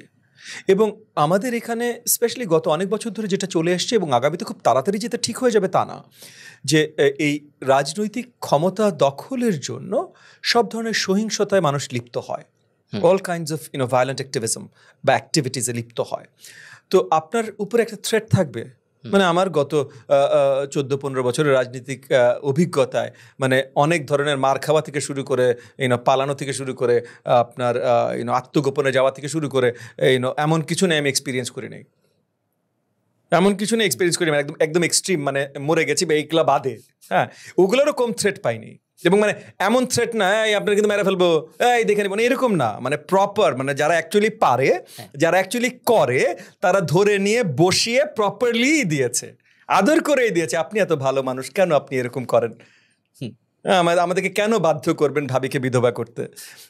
এইভাবে আদর মানে কত আপন ভাই আমার ভাই যে তারা ভাবিকে বিধবা করা নিয়ে অত্যন্ত চিন্তিত, হ্যাঁ, তো আমাকে সেটা লেসন দিচ্ছে। বাট এই জিনিসগুলো আমরা গত 14-15 বছর দেখে এসেছি। এবং আমি আপনাকে বলতে পারি যে আমাদের মানে আমি নিজের কথা যখন বলি, আমার শুরুটাই হচ্ছে একটা বড় জায়গা থেকে, মানে এগেন অবভিয়াসলি পারিবারিক কারণে, নিজের সামাজিক অবস্থানের কারণে, এবং আমার প্রথম রাজনৈতিক পরিচয় ছিল তখনকার একটা বড় দলের সর্ট অফ চেয়ারম্যানের স্পেশাল অ্যাডভাইজার এবং তাদের আপনার নির্বাচনের প্রথম সমন্বয়ক, মানে চিফ ইলেকশন কোঅর্ডিনেটর। সো একটা বড় পদ। তো ইউজুয়ালি এইভাবে হয় না, এত বড় পদ থেকে কেউ শুরু করে না। সেটা আমার এগেন আমার অভিজ্ঞতা, সামাজিক অবস্থান সব কিছু মিলিয়ে হয়তো আমি পেয়েছি। সো তারপর আমার এই স্ট্রাগল। তো আপনি যদি একদম ফ্রেশ শুরু করেন, আপনি চিন্তা করেন আপনি স্ট্রাগল করবেন, এটা হতেই পারে না, আপনার অনেক স্ট্রাগল হবে, বাট আপনি স্ট্রাগল ওভারকাম করতে পারবেন না এটা আমি বিশ্বাস করি না। কতখানি ওভারকাম করতে পারবেন, কতখানি প্রতিকূলতা ফেস করতে হবে, এটা তো টু ইচ ইজ ওন, প্রত্যেকটা কেস ভিন্ন হবে। বাট আপনার ভিতরে যদি দৃঢ়তা না থাকে, সাহস না থাকে, পারসিভিয়ারেন্স না থাকে, তাহলে এই রাস্তাটা অবলম্বন করা আপনার জন্য শ্রেয় হবে না। এইটুকু আমি বলতে পারি। আপনি যেহেতু রাজনীতি করছেন অনেকদিন, রাজনীতিবিদদের একটা কোয়ালিটি আমার খুব ভাল লাগে, সবার অলমোস্ট সবার, সেটা হলো তারা খুব সুন্দর স্পিচ দিতে পারে। আমি কয়েকবার আমি ইউটিউবে খুব ভালো কথা বলি যখন আমার আশপাশে কেউ থাকে না, শুধু ক্যামেরা থাকে, বা ওয়ান টু ওয়ান সেটিংও চলে, খারাপ না, কিন্তু কয়েকবার আমার এরকম অভিজ্ঞতা হয়েছে যেখানে আমার বক্তৃতা টাইপ দিতে হয়েছে। এবং বক্তৃতায় কোথায় থামলে কি হয়, তো আমার আগেও যারা বক্তৃতা দিচ্ছে তাদেরও বক্তৃতায় তারা সুন্দর যে জায়গায় থামে ওই জায়গায় তালি দেয় মানুষ, আবার তারা যখন সুন্দর শেষ করে তখন তালি দেয়, একটা হাই পিচে শেষ হয়, কখনো কখনো একটা লো পিচে শেষ হয়। আমার কথা আমি এখন যেভাবে বলতেছি এরকমই থাকে, কোনো টোনালিটির ডিফারেন্স থাকে না, এবং খুব একটা ভালো আসলে হয় না। একটা ভালো বক্তৃতা আসলে কিভাবে দেয়? ওকে, ফার্স্ট অ্যান্ড ফরমোস্ট আপনার একটা ভুল ধারণা আমি দূর করে দিই, সব রাজনীতিবিদ সুন্দর বক্তব্য দিতে পারে না। ওকে, যারা সুন্দর বক্তব্য দেয় বিকজ বক্তব্যটা সুন্দর হয় বলে আপনি শুনেন, এবং আপনি শুনেন বলেই তাদেরকে চেনেন। ওকে, সো এখানে একটা আপনার ইসে হয়ে যাচ্ছে, সিফটিং হয়ে যাচ্ছে, ফিল্টারিং হয়ে যাচ্ছে। দ্বিতীয়ত, একটা কাজ যখন আপনি অনেকবার করবেন, এবং আপনি হয়তো যে রাজনীতিবিদদের কথা বলছেন যাদের বক্তব্য বা ভাষণ আপনার শুনতে ভালো লাগে, তারা নিশ্চয়ই অনেক বছর ধরে রাজনীতিতে আছেন, এবং তারা হয়তো অনেক সময় দিনে আমার এমন হয়েছে দিনে 7টা-8টা স্পিচ দিতে হয়েছে, তো তারা অনেক দিয়ে থাকেন। আপনি নিশ্চয়ই এতদিনে আপনি অনেক কিছু, নিজে একজন এক্সপার্ট সেই হিসেবে আপনি নিশ্চয়ই মানবেন যে একটা কাজ যখন আপনি অনেক করেন, তখন আপনি নিজের ভেতরে যদি অতটুকু সিনসিয়ারিটি থাকে যে আপনি আসলে এই কাজটা ভালোভাবে করতে চান, তাহলে আপনি ওভার টাইম এটার ভুল ত্রুটি সব কিছু আরও ভালোভাবে বুঝতে পারবেন, এবং অন্য কিছু না করলে আপনি এই কাজটা মোটামুটি একটা ভালো জায়গায় দাঁড়িয়ে যাবেন যদি অনেক করেন। আর একই সাথে ভাষণের একটা আর্ট আছে, বিকজ ইট ইজ অ্যাকচুয়ালি ভাষণ ইজ আ পারফর্মেটিভ আর্ট। মানে অনেক আছেন যেমন কিশোর কুমার, সবসময় বলা হয়, আমি জানি আপনি কিশোর কুমার চেনেন কিনা, আপনার জেনারেশন আপনি চেনেন, right? Okay, good, I am glad that you do, because we grew up on Kishore Kumar. হ্যাঁ, তো তোমার কিশোর কুমার সবসময় বলা হয় যে তার কোনো ক্লাসিক্যাল ট্রেনিং নেই, সে গান গেয়েই গান গেয়েছে। সো আপনি যদি অনেক গান এবং আপনি সুর তাল একটু ঠিকভাবে ধরতে পারেন, সুর তাল একটু ঠিকভাবে ধরতে পারেন, তাহলে আপনি গান গেতে গেতে আপনি গানে ভালো হতে পারেন। কিন্তু গান ইজ অ্যান আর্ট, সো এটা ক্লাসিক্যাল ট্রেনিংও আছে, যে আপনি নর্মালি হয়তো এত ভালো হতেন না, বাট আপনি প্রপার ট্রেনিং নিলে ভালো হতে পারেন। তো এইটারও স্পিচেরও ট্রেনিং আছে, এবং স্পিচের ট্রেনিং এগেন আমার পরিচিত বাংলাদেশের রাজনীতিবিদ কে নিয়েছে না নিয়েছে আমি আসলে জানি না। আমি দু একজনেরটা জানি যে তারা বহু বছর আয়নার সামনে প্র্যাকটিস করেছেন। আচ্ছা, আমার না না it's a very good thing, মানে এই যে মানে you care about your audience enough, মানে তুমি তোমার শ্রোতাদের এতখানি অ্যাটলিস্ট মূল্যায়ন করো যে তাদের জন্য তুমি কঠোর অনুশীলন করেছো, মানে you've practised time and again to ensure যে তারা তাদের যেটা প্রাপ্য তারা সেটা পায়, তাহলে এটাকে নিশ্চয়ই হাততালি দেওয়া উচিত, অ্যাপ্লড করা উচিত। সো এরকম আমি কয়েকজনকে চিনি যে যারা বহুত তোমার আয়নার সামনে প্র্যাকটিস করেছে। আবার আমার বিদেশি মানে আমার পরিচিত বিদেশি কিছু ভালো রাজনীতিবিদ আছেন, ভালো রাজনীতিবিদ মানে পরিচিত রাজনীতিবিদ আছেন যারা অ্যাকচুয়ালি এগুলোর উপরে পড়াশোনাও করেছেন, মানে ট্রেনিংও নিয়েছেন। বাংলাদেশে এগুলোর উপরে ট্রেনিং দেয়া হয় আমি জানি না। আমি ছোট একটা ট্রেনিংয়ের ব্যবস্থা করেছিলাম আমার দলের জন্য, আমার দলের নেতাদের জন্য। আনফর্চুনেটলি আমার দলের নেতাদের ভেতরে এটার আপনার জনপ্রিয়তা আসে, মানে হ্যাঁ তাদের ভিতরে স্পৃহা একটু কম ছিল, লাইক মাইক পেয়েছি এইবার তো তো যাই হোক ঠিক আছে, বাট উই আর ট্রাইং, মানে আমার দলের ভেতরে উই আর ট্রাইং সবাইকে এই ট্রেনিংগুলো অল্প অল্প করে পৌঁছে দেয়, মানে the art of rhetoric. So মানে যে কয়েকটা জিনিস আছে বড় দাগে আপনি যখন একটা ভাষণ দেবেন, কয়েকটা জিনিস, একটা হলো ভাষণের কন্টেন্টটা কী ভাগে ভাঙছেন, এই কন্টেন্টটার হাইজ অ্যান্ড লোজগুলো মাপা, হাইজ অ্যান্ড লোজের সাথে আপনার টোনালিটির হাইজ অ্যান্ড লোজ সেট করা। আপনি যখন কথা বলছেন মানে বক্তব্য দিচ্ছেন, বক্তব্যের basic rhythm, not just highs and lows tonality but basic রিদমটা সেট করা, এগুলো অনেক কিছু টেকনিক্যাল বিষয় আছে যেগুলো আপনি যদি টেকনিক্যাল সাইড থেকে একবার দেখা শুরু করেন আপনি ও আচ্ছা এগুলো করলে তো আসলে তো ভালো হয়ে যায়। হ্যাঁ, আবার অনেকে আছে যেটা করতে করতে শিখে গেছে, কিশোর কুমারের মতো। So it can go both wedge. But আমি ধরেই নিচ্ছি যে বাংলাদেশি যাদের ভাষণ আপনি বেশিরভাগ সময় শোনেন এবং পছন্দ করেন তারা হয়তো টেকনিক্যাল ট্রেনিং বেশি নেয়নি, তারা হয়তো অধ্যবসায়ের মাধ্যমে এই জায়গায় এসেছে। নাইস। লাস্ট একদম শেষের দিকে খুব বেশি কিছু জানার নেই, আমাকে বলেন। সো আপনি আমি sure last US election follow করলেন, সোশ্যাল মিডিয়া কীরকম ইনফ্লুয়েন্স করলো বা ট্রাম্পের পডকাস্ট অ্যাপিয়ারেন্স কত হেল্প করলো না করলো, এগুলো নিয়ে আমি শিওর আপনি অনেক ঘাটাঘাটি করেছেন। আমাদের সামনের রাজনীতিবিদদের জন্য বা জেনারেল আমাদের পলিটিক্সের দুনিয়ায় সোশ্যাল মিডিয়া বা অনলাইন ইনফ্লুয়েন্সার হওয়া বা পডকাস্ট করা এই টাইপ জিনিসপত্র কি আপনি যেহেতু করেন অনেক, কিরকম হেল্প করে?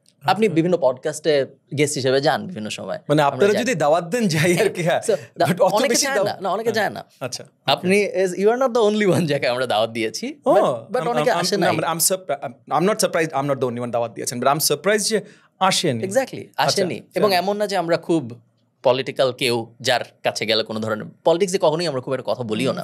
না মানে আমি পার্সোনালি বিশ্বাস করি খালেদ, আমি পার্সোনালি বিশ্বাস করি যে ওই যে রাজনীতির যে সংজ্ঞাটা দিলাম, তো আপনি যদি ওই কাজগুলো করেন তাহলে আপনার একটা ওপেননেস আপনার প্রয়োজন আছে। Telling the people who you are, telling the people, মানে সবাইকে জানানো, যতখানি পারেন জানানো যে আপনি কিসে বিশ্বাসী, কি কাজগুলোতে বিশ্বাসী, এবং also hearing back from the people. যেমন মনে করেন এই যে আপনার একটা পডকাস্টে আসলাম, আপনার কাছেও কিন্তু শুনছি, আপনার সাথে যারা কাজ করেন তাদের কাছেও দুই একটা কথা শুনছি। হ্যাঁ, একজনের তো পলিটিক্যাল অ্যাসপিরেশনই জেনে গেল। হ্যাঁ, যদিও না শেখ হাসিনা ভেঞ্জেন্স নিয়ে রাজনীতিতে আসছিল, আপনি আসেন না, কিন্তু যেটা বলছিলেন। সো আপনার এই জিনিসগুলো আমার কাছে মনে অত্যন্ত গুরুত্বপূর্ণ। না, আমি আমেরিকান পলিটিক্স অত ভালোভাবে ফলো করিনি। আমেরিকান নির্বাচনের বেশিরভাগ লাফালাফি যে সময়গুলো হয়েছে সেই সময়গুলোতে আমরা আমাদের দেশের অনেক কিছু নিয়ে খুব বেশি নিয়োজিত ছিলাম, সো ভালোভাবে ফলো করা হয়নি। যদিও আমি এককালে অ্যাকচুয়ালি রিপাবলিকান পার্টির জন্য কাজ করেছি as a volunteer and so on and so fourth, বহু বছর আগে। I don't know. I really don't know. Okay? যেহেতু আপনার ফরমার পার্টি। হ্যাঁ, এবং যে সত্যি কথা যে ট্রাম্প সাহেবের সাথে আবার আমার বাবার খুব ভালো সম্পর্ক ছিল এক সময়। হ্যাঁ, সো ওই হিসাবে মানে আই শুড অটোমেটিক্যালি লাইক একটা পরিচিত একজন লোক, বাট না, আমি আমেরিকান পলিটিক্স যেহেতু এত ক্লোজলি ফলো করিনি, it's difficult to completely avoid American politics, কারণ মিডিয়াতে সবসময় ছেয়ে থাকে। অ্যান্ড আই থিঙ্ক কিছু পডকাস্ট, যেমন ওই যে আপনি বললেন না ওই যে জো রোগান পডকাস্ট, একটু থামায় আমি 2 সেন্স অ্যাড করে দিই তাহলে সুবিধা হবে। সো কামালা হ্যারিস ট্র্যাডিশনাল মিডিয়ায় বেশি অ্যাপিয়ারেন্স দিয়েছে, সো সব নিউজ চ্যানেলে অনেক বেশি ছিল। ট্রাম্প ট্র্যাডিশনাল মিডিয়া ওকে এমনিই কভার করেছে, কখনো হেট্রেড কখনো নর্মালি, বাট ও সব কয়টা পডকাস্ট সার্কিটে, ইভেন এমন পডকাস্টে যেমন জো রোগান অবভিয়াসলি বড় একজন, বাট এমন পডকাস্টে ও গেছে যেগুলায় ও যাবে কেউ ভাবেও নেই, এবং ওই পডকাস্টগুলো অত জনপ্রিয় না আসলে, যেমন ধরেন থিও ভন বা নেলক বয়েজ বা হাবিজাবি এরকম অনেক কিছু র্যান্ডম পডকাস্ট আছে। সো অনেকে মনে করে যে that was a very smart move, এবং সোশ্যাল মিডিয়া ইউজ করায়, পডকাস্ট বা ইউটিউবের ওয়ার্ল্ড ইউজ করায় ওর অনেক লাভ হয়েছে। সো কোয়েশ্চেন টু ইউ, যে আমাদের পলিটিক্যাল পার্টিগুলার নেক্সট ইলেকশন জিতার জন্য সোশ্যাল মিডিয়ায় এফোর্ট দেওয়া উচিত নাকি? যদি উচিত হয় কিরকম এফোর্ট দেওয়া উচিত? তাহলে আমি ফার্স্টে ট্রাম্পে আসি, তারপর যাই। আমার মনে হয় না Trump made a very smart move. Okay, আমার এগেন আমি ভালো করে ফলো করিনি কিন্তু, ওকে, বাট আমি যতটুকু দেখেছি, কারণ জোর করে দেখতে হয়, আমেরিকান চলে আসে আমেরিকান নিউজ। সো আমার মনে হয় না Trump made a very smart move. I think what Trump did was basic sincerity. Okay, যে আমি সবার সাথে কথা বলবো, আমার যেটা বলার আছে, যে যেটা জিজ্ঞেস করে, আমার পলিসি খোলা, আমি মানুষটা খোলা, যে যেটা জিজ্ঞেস করার করো, আমি যতখানি পারবো আমি বলতে চেষ্টা করবো, অ্যাজ অপোজ টু গার্ডেড। একটা জিনিস খেয়াল করবে, এগেন আমি না ফলো করে যতটুকু দেখেছি ততটুকুই বলছি, যে কামালা হ্যারিসের ক্যাম্পেইন সম্বন্ধে যে আলোচনাটা এখন বড় দাগে এসছে, যে this was a bot campaign, মানে কেনা, প্রত্যেকটা কেনা ক্যাম্পেইন। ট্রাম্পের কোনো কেনা ক্যাম্পেইন নাই। ট্রাম্পের হলো মানে ও ফুল মিডিয়া কভারেজ, ও ফ্রিতে যা পেয়েছে এইটাই, যারা দাওয়াত দিয়েছে গেছে, বাকি ও সেকেন্ড মেজর ক্যান্ডিডেট। এই নির্বাচন যদি তোমার কভার করতে হয়, সেকেন্ড মেজর ক্যান্ডিডেটকে কভার করতেই হবে। সো অটোমেটিক ও কভারেজ পেয়েছে, ও কোথাও পয়সা দিয়ে যায়নি। কামালা হ্যারিস যেখানে গেছে পয়সা দিয়ে গেছে। এখন পয়সা দিয়ে যাওয়ার পজিটিভ নেগেটিভ আছে। মানে মনে করো আজকে আমি যদি তোমার কাছে পয়সা দিয়ে বসতাম, তুমি আমার সাথে এইভাবে কথা বলতে চাইলেও বলতে পারতে না, কারণ তোমার মাথায় থাকতো পয়সা দিয়ে আসছে, ওনাকে কিন্তু খুশি রাখতে হবে। তুমি হয়তো এমনিও আমাকে খুশি রাখার জন্য কিছু কথা বলছো, কারণ তুমি আমার স্টুডেন্ট ছিলে, আমার সাথে তোমার ওই ধরনের একটা সম্পৃক্ততা, একটা সম্পর্ক, হ্যাঁ। বাট হ্যাভিং সেড দ্যাট, সেটা মানে তাই বলে আবার না মানে খুশি না রাখলে আমার কোনো লস হবে তা না। জাস্ট আমি লোকটাকে সম্মান করি, পছন্দ করি, সো আমি তাকে কেন খুশি রাখবো না। বাট তাছাড়া আলাদা কিছু না। কিন্তু তুমি যদি আমার কাছ থেকে টাকা নিতে, তোমার সাথে আমার কথাবার্তার ধরনটা বদলে যেত, অ্যাবসলিউটলি বদলে যেত। ট্রাম্পের সাথে কারোর কথাবার্তার ধরন হয়তো বদলায়নি ওই সিনসিয়ারিটির জন্য। এইটা ও স্মার্টলি করেছে আমার মনে হয় না। ওর পয়সা ইনিশিয়ালি কম ছিল বলে হয়তো করেছে, হ্যাঁ, এবং পয়সা ইনিশিয়ালি কম ছিল করেছে, তারপর ওর জন্য কাজ করে গেছে। আর সিনসিয়ারিটি, কিছুদিন আগে আমি তোমাকে একটা কথা বলি, কিছুদিন আগে student came to me, current student came to me, this is probably couple of weeks এগো, হ্যাঁ, এবং মানে জিজ্ঞেস করছিল ও কিছু একটা ব্যবসা স্টার্ট করছে, কিছু একটা জিজ্ঞেস করছে, স্যার তুমি জানো আমি স্ট্র্যাটেজি পড়াই, সো স্যার এটা কী ধরনের স্ট্র্যাটেজি হবে, should I be sincere and what not, and যদি না হয় তাহলে মানে আমার লসটা কোথায় কী? বেশি দেখো, মানে if you can be specially long term, sincerity is always the best strategy. Because দুটো জিনিস হবে, একটা হলো তুমি যদি সিনসিয়ারিটি দেখাও সবার প্রতি, মানে তোমার সর্ট অফ অন্য স্টেক হোল্ডার্স অ্যান্ড হোয়াটনট, সবার প্রতি সিনসিয়ারিটি দেখাও, তাহলে লং টার্ম তোমার রেপুটেশন বিল্ড হবে, যে তোমার উপরে আস্থা রাখা যায়। এই রেপুটেশনটা কিন্তু প্রাইসলেস। এটা হলো একটা। আর দ্বিতীয় যে জিনিসটা হবে, যে তোমার একটা কনসিস্টেন্ট স্ট্র্যাটেজি সবসময় থাকবে। তোমার বারবার ঘুরে ফিরে এপাশ ওপাশ যেতে হবে না, তোমার স্ট্র্যাটেজিটা কনসিস্টেন্ট থাকবে, যে this is how I play the game. So তুমি দুই দাগে, এগেন এটা শর্ট টার্মে তুমি বড় বেনিফিট নাও পেতে পারো, বাট লং টার্ম এটার থেকে বেটার বেনিফিট তুমি কোথাও পাবে না। অনেকে এই রাস্তাটা বুঝে চুজ করে না। আমি রাদার বলবো যে হয়তো বেশি আই এম শিওর ট্রাম্প সাহেব বুঝে চুজ করে নেই। আমি again I don't want to discredit him, but তার একটা বড় ক্যাম্পেইন টিম আছে, তারা হয়তো চিন্তা করছে ভাই আমাদের পয়সা নাই। তুমি চিন্তা করো যে ট্রাম্পের কিন্তু অনেক কম বাজেট দিয়ে শুরু করে, এবং ও যখন যদ্দূর আমার মনে পড়ে, আমি ভালো করে ফলো করিনি, ও যখন ক্যাম্পেইন শুরু করে তখন ওর কিন্তু সাপোর্ট ছিল না। আমি এমনও লোকজনকে কথা বলতে শুনেছি তোমার ডিফারেন্ট নিউজ মিডিয়ামসে, যে ওর ছেলে মেয়ে ওকে সাপোর্ট দিচ্ছিল না শুরুতে। সো তাহলে ওর বাজেট কতখানি হতে পারে? সো ওর কি তখন কি করতে হবে? তুমি যদি এভাবে চিন্তা করা শুরু করো, তাহলে most moves are the only options available to you. বলো না যে sometimes the fewer options you have, the better off you are. So Trump was better off with fewer options. Kamala Harris, because she had so much money to go around, she had way too many options. And I think she went into debt. হ্যাঁ, $10 million or $20 million in debt. এখন তুমি আসো বাংলাদেশে social media স্যাভি রাজনীতিতে আমরা এখনো দেখিনি, এবং যে জিনিসটা হলো যারা হয়তো সোশ্যাল মিডিয়া স্যাভি একটু বেশি হতে পারে, তারা এটা কীভাবে ব্যবহার করতে পারবে বা করবে সেটা নিয়ে এখনো কিছু দুঃসন্দিহান।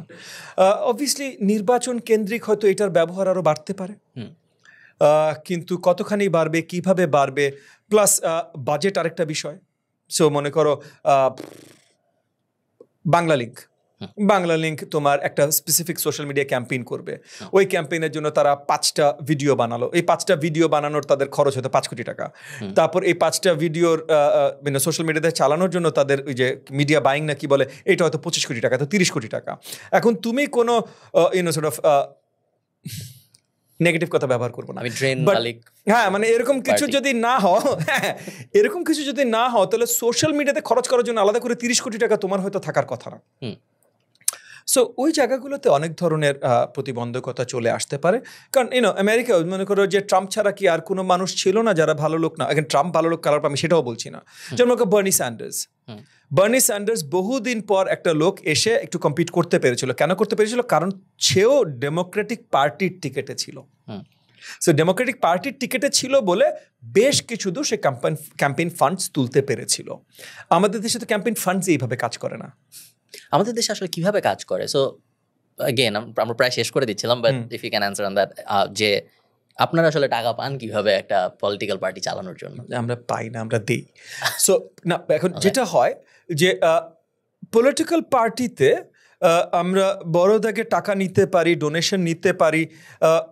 ডোনেশন নেয়াতে কোনো বাধা নেই, হ্যাঁ আইনগত কোনো বাধা নেই ডোনেশন নেয়াতে, কিন্তু প্র্যাকটিক্যাল অনেক বাধা আছে। সো মনে করেন আজকে সাপোজ একটা মানে খালেদ ফারহান পডকাস্ট সাপোজ একটা প্রতিষ্ঠান, খালেদ ফারহান পডকাস্ট বললো যে ববি আজাদ সাহেব আপনার এনডিএম আপনার পার্টিকে আমরা 30 লাখ টাকা বা 20 লাখ টাকা ডোনেশন দিতে চাই। ঠিক আছে, তো এখন আপনি তো আমাকে লিগালি দিতে চান। সো আপনি এটা হয়তো সর্ট অফ এই ট্যাক্স ফি স্টেটাসে হেল্প করবে আপনার সর্ট অফ এগুলো, তো আপনি আমাকে লিগালি দিবেন। আপনি যখনই আমাকে লিগালি দিবেন, এখন অন্য কেউ সরকারে আছে বা সরকারি ক্ষমতা পেতে আগ্রহী বা কিছু, সে প্রথমত তো আপনার গলা চিপে ধরবে, তো সাহস কত বড় তুই ববি হাজার যদি দিলি 20 লাখ টাকা, তারপর তোর ওরে দেওয়ার যদি 20 লাখ থাকে, এক নম্বর তো ওই আরেকবার 20 লাখের দিকে মানে ও যদি পুরোটা তুই যদি না দিয়ে থাকিস তাহলে দিবি না, আর যদি পুরোটা দিয়ে থাকিস তাহলে দেখ ফেরত নিতে পারিস কিনা, আর ওরে যদি 20 দিতে পারিস আমরা তো 20 কোটি দিতে পারিস, এবার দে 20 কোটি, তুমি আটকে যাবে। মানে প্র্যাকটিক্যাল ইস্যুজ আছে, এই কারণে এই ডোনেশনগুলো আমরা ইউজুয়ালি পাই না। আপনি যখন জনগণের কাছে যাবেন, বেশিরভাগ দাগে জনগণের একটা আশা থাকে যে তাদের রাজনৈতিক নেতারা তাদের সহযোগিতা করবে, not the other way round. মানে যেটাকে আমরা কিছু দূর বলি, হয়তো নেগেটিভ একটা টার্ম আছে পৃষ্ঠপোষকতার রাজনীতি, বা আমরা ইংরেজিতে অনেক সময় বলি sort of sorry not the opposite, the version of rent seeking is slightly different, but anyway. তো আপনার এই যে পৃষ্ঠপোষকতার রাজনীতি, এই জায়গাটার একটা বড় প্রভাব আছে। সো আপনি মনে করেন খালিদ এখন আপনার 30 নম্বর ওয়ার্ডের কাউন্সিলর হতে চান, তো খালিদ ভালো লোক, খালিদ 30 নম্বর ওয়ার্ডে 2টা বস্তি আছে, 2টা বস্তিতে গেলেন, যে বলেন আপনারা সবাই আমার ভাই ও বোন আপনাদের জন্যই তো কাজ করব, সবাই একদিনের মজুরি বা এক বেলার মজুরি আমার ক্যাম্পেইন ফান্ডে দেন, কারণ বড় দলগুলো চুরির টাকা, মানে অন্য দলগুলো চুরির টাকা বা এইটার টাকা, বা ওরা কোটিপতি লোক, ওরা আসছে, ওরা আপনার জন্য কাজ করবে, নিজের জন্য কাজ করবে, তো আপনারা আমাকে সহযোগিতা করেন যেন জিতে এসে সরকারের পুরো অনুদানগুলো আপনাদের কাছে যায়, কারণ আমি আসলে আপনাদের কাছে যাবে। উনি যিনি বিএমডব্লিউ করে আসছে, উনি সেকেন্ড আরেকটা বিএমডব্লিউ কিনবে, হ্যাঁ আমি করলে আপনার কাছে যাবে, আপনারা এটা দেন। একটা বড় দাগে আপনি দেখবেন, এগেন আমি প্র্যাকটিক্যাল এক্সপিরিয়েন্স থেকে বলছি, লোকজন বলতে পারে না এটা না, আমি প্র্যাকটিক্যাল এক্সপিরিয়েন্স থেকে বলছি, একটা বড় দাগে আপনি দেখবেন যে তারা, আপনি ভাই এটা যদি না পারেন আপনি তো ওয়ার্ড কাউন্সিলর হবেন না, আপনি ভালো লোক, আপনাকে শ্রদ্ধা জানাই, ভালোবাসা জানাই, মর্যাদা দেই, কিন্তু আপনি তো জিতবেন না, টাকাটা লস, তাহলে আপনারা টাকাটাও দিব না, আপনারা ভোটটাও দিব না, ভোটটা যাবে ওই কুদ্দুস ভাই যে জিতবে। যদিও কুদ্দুস ভাই থেকে কিন্তু আপনারা বেশি ভালোবাসি, কুদ্দুস ভাইয়ের থেকে মানে মনে আপনাকে বেশি পছন্দ করি, ভালোবাসি শব্দটা ভুল, মনে আপনাকে বেশি পছন্দ করি যে আপনি অ্যাকচুয়ালি একটা ভালো মানুষ, কিন্তু ভাই জিতবে তো কুদ্দুস ভাই, আমার একার ভোট দেখি হবে, জিতবে তো কুদ্দুস ভাই। তাহলে চলছে কিভাবে পলিটিক্যাল পার্টি চলছে এই যে অনেকে অনুদান দিয়ে চলছে, সো কিছু পার্সোনাল অনুদান, কিছু যারা নেতা আছেন, যেমন মনে করেন আমার দল কিভাবে চলে, আমার দলে আমি যতদূর পারি আমি দেই, আমার দলের যারা নেতা কর্মীরা আছেন বিভিন্ন জায়গার, তারা দলে কন্ট্রিবিউট করেন, মানে চান্দা আকারে, মেম্বারশিপ ফি আকারে, এগুলোভাবে দল চলে। আর বড় যখন নির্বাচনের বিষয় হয়, তখন যে নির্বাচন করছে সে তার আত্মীয় স্বজন থেকে তার নিজের কি আছে, এবং তখন হয়তো কিছু দূর চেষ্টাও করে কিছু দূর তুলতে, বাট মানে বড় দাগে আপনি যদি বলেন যে জনগণের থেকে টাকা তোলা, মানে জনগণের কন্ট্রিবিউশন পাওয়া, এটা বড় দাগে খুব মুশকিল হয়ে যায়। যারা অ্যাকচুয়ালি দিতে পারে এবং দিতে ইচ্ছুক, তারা দিতে পারে না, বিকজ অন্য দল এসে ধরবে। এইবার যেহেতু আওয়ামী লীগ নেই এবং কিছু আমরা বিশ্বাস করি যে একটা লেভেল প্লেইং ফিল্ড হয়তো তৈরি হতে পারে, এইবার হয়তো এই নির্বাচনে হয়তো ভিন্ন কিছু হতে পারে। এই নির্বাচনে হয়তো খালিদ পডকাস্ট কর্পোরেশন বা Quddus agro farm the so and so forth Abdul pharmaceuticals, এরা হয়তো ভয় নাও পেতে পারে যে অন্য কেউ এসে গলা চিপে ধরবে, এরা ভয় নাও পেতে পারে। সো আরেকটু ডোনেশন তারা অন্য দলগুলোকেও দিতে পারে। আমরা এখনো we are hopeful. Okay, thank you so much sir. আমরা শেষ করবো, আপনি কি জাতির উদ্দেশ্যে আর কিছু বলতে চান? বেশ মানুষজন দেখবে, সো আপনি জাতির উদ্দেশ্যে কিছু চাইলে বলতে পারেন। জাতির উদ্দেশ্যে তো কথা একটাই, যে আমরা সবাই দেশের উপরে বিশ্বাস রেখে, একে অপরের উপরে বিশ্বাস রেখে দেশের ভবিষ্যতের জন্য, আগামী নির্বাচনের জন্য আমরা সঠিক মানুষগুলোকে ভোট দিতে চেষ্টা করি। আপনার ভোট ম্যাটার্স, আপনি কাকে ভোট দিবেন ম্যাটার্স। কে জিতবে একটা নির্বাচন হলেও এই চিন্তা করে আর ভোট দিয়েন না, কারণ জেতানোর ক্ষমতা যে আপনার, এটা আপনি এখন অনুধাবন করতে পারছেন না। সো কে জিতবে ওই চিন্তা করে ভোট না দিয়ে আপনি কাকে পছন্দ করেন তাকে ভোটটা দেন, এবং পছন্দ কেন করেন এটা নিজের কাছে দুইবার একটু প্রশ্ন করেন। পছন্দ করেন কারণ এই মার্কে আপনার বাবা আপনার দাদা ভোট দিয়েছে, পছন্দ করেন কারণ জানি না এই মার্কা জন্য আপনি দুইবার মিছিলে গেছেন, নাকি পছন্দ করেন কারণ যেই ক্যান্ডিডেটকে আপনার এলাকায় দাঁড়া করিয়েছে সেই ক্যান্ডিডেটটা আসলে আপনার জন্য ভালো কিছু করবে বা দেশের জন্য ভালো কিছু করবে। এই প্রশ্নটা নিজেকে বারবার করে তারপর আপনি আপনার ভোটটা প্রদান করেন। এইটা যদি আপনি করেন, দেশ সঠিক পথে একে একে চলে আসবে। ঠিক আছে, ধন্যবাদ সবাইকে, tata. Thank you Khaled. Thanks so much sir.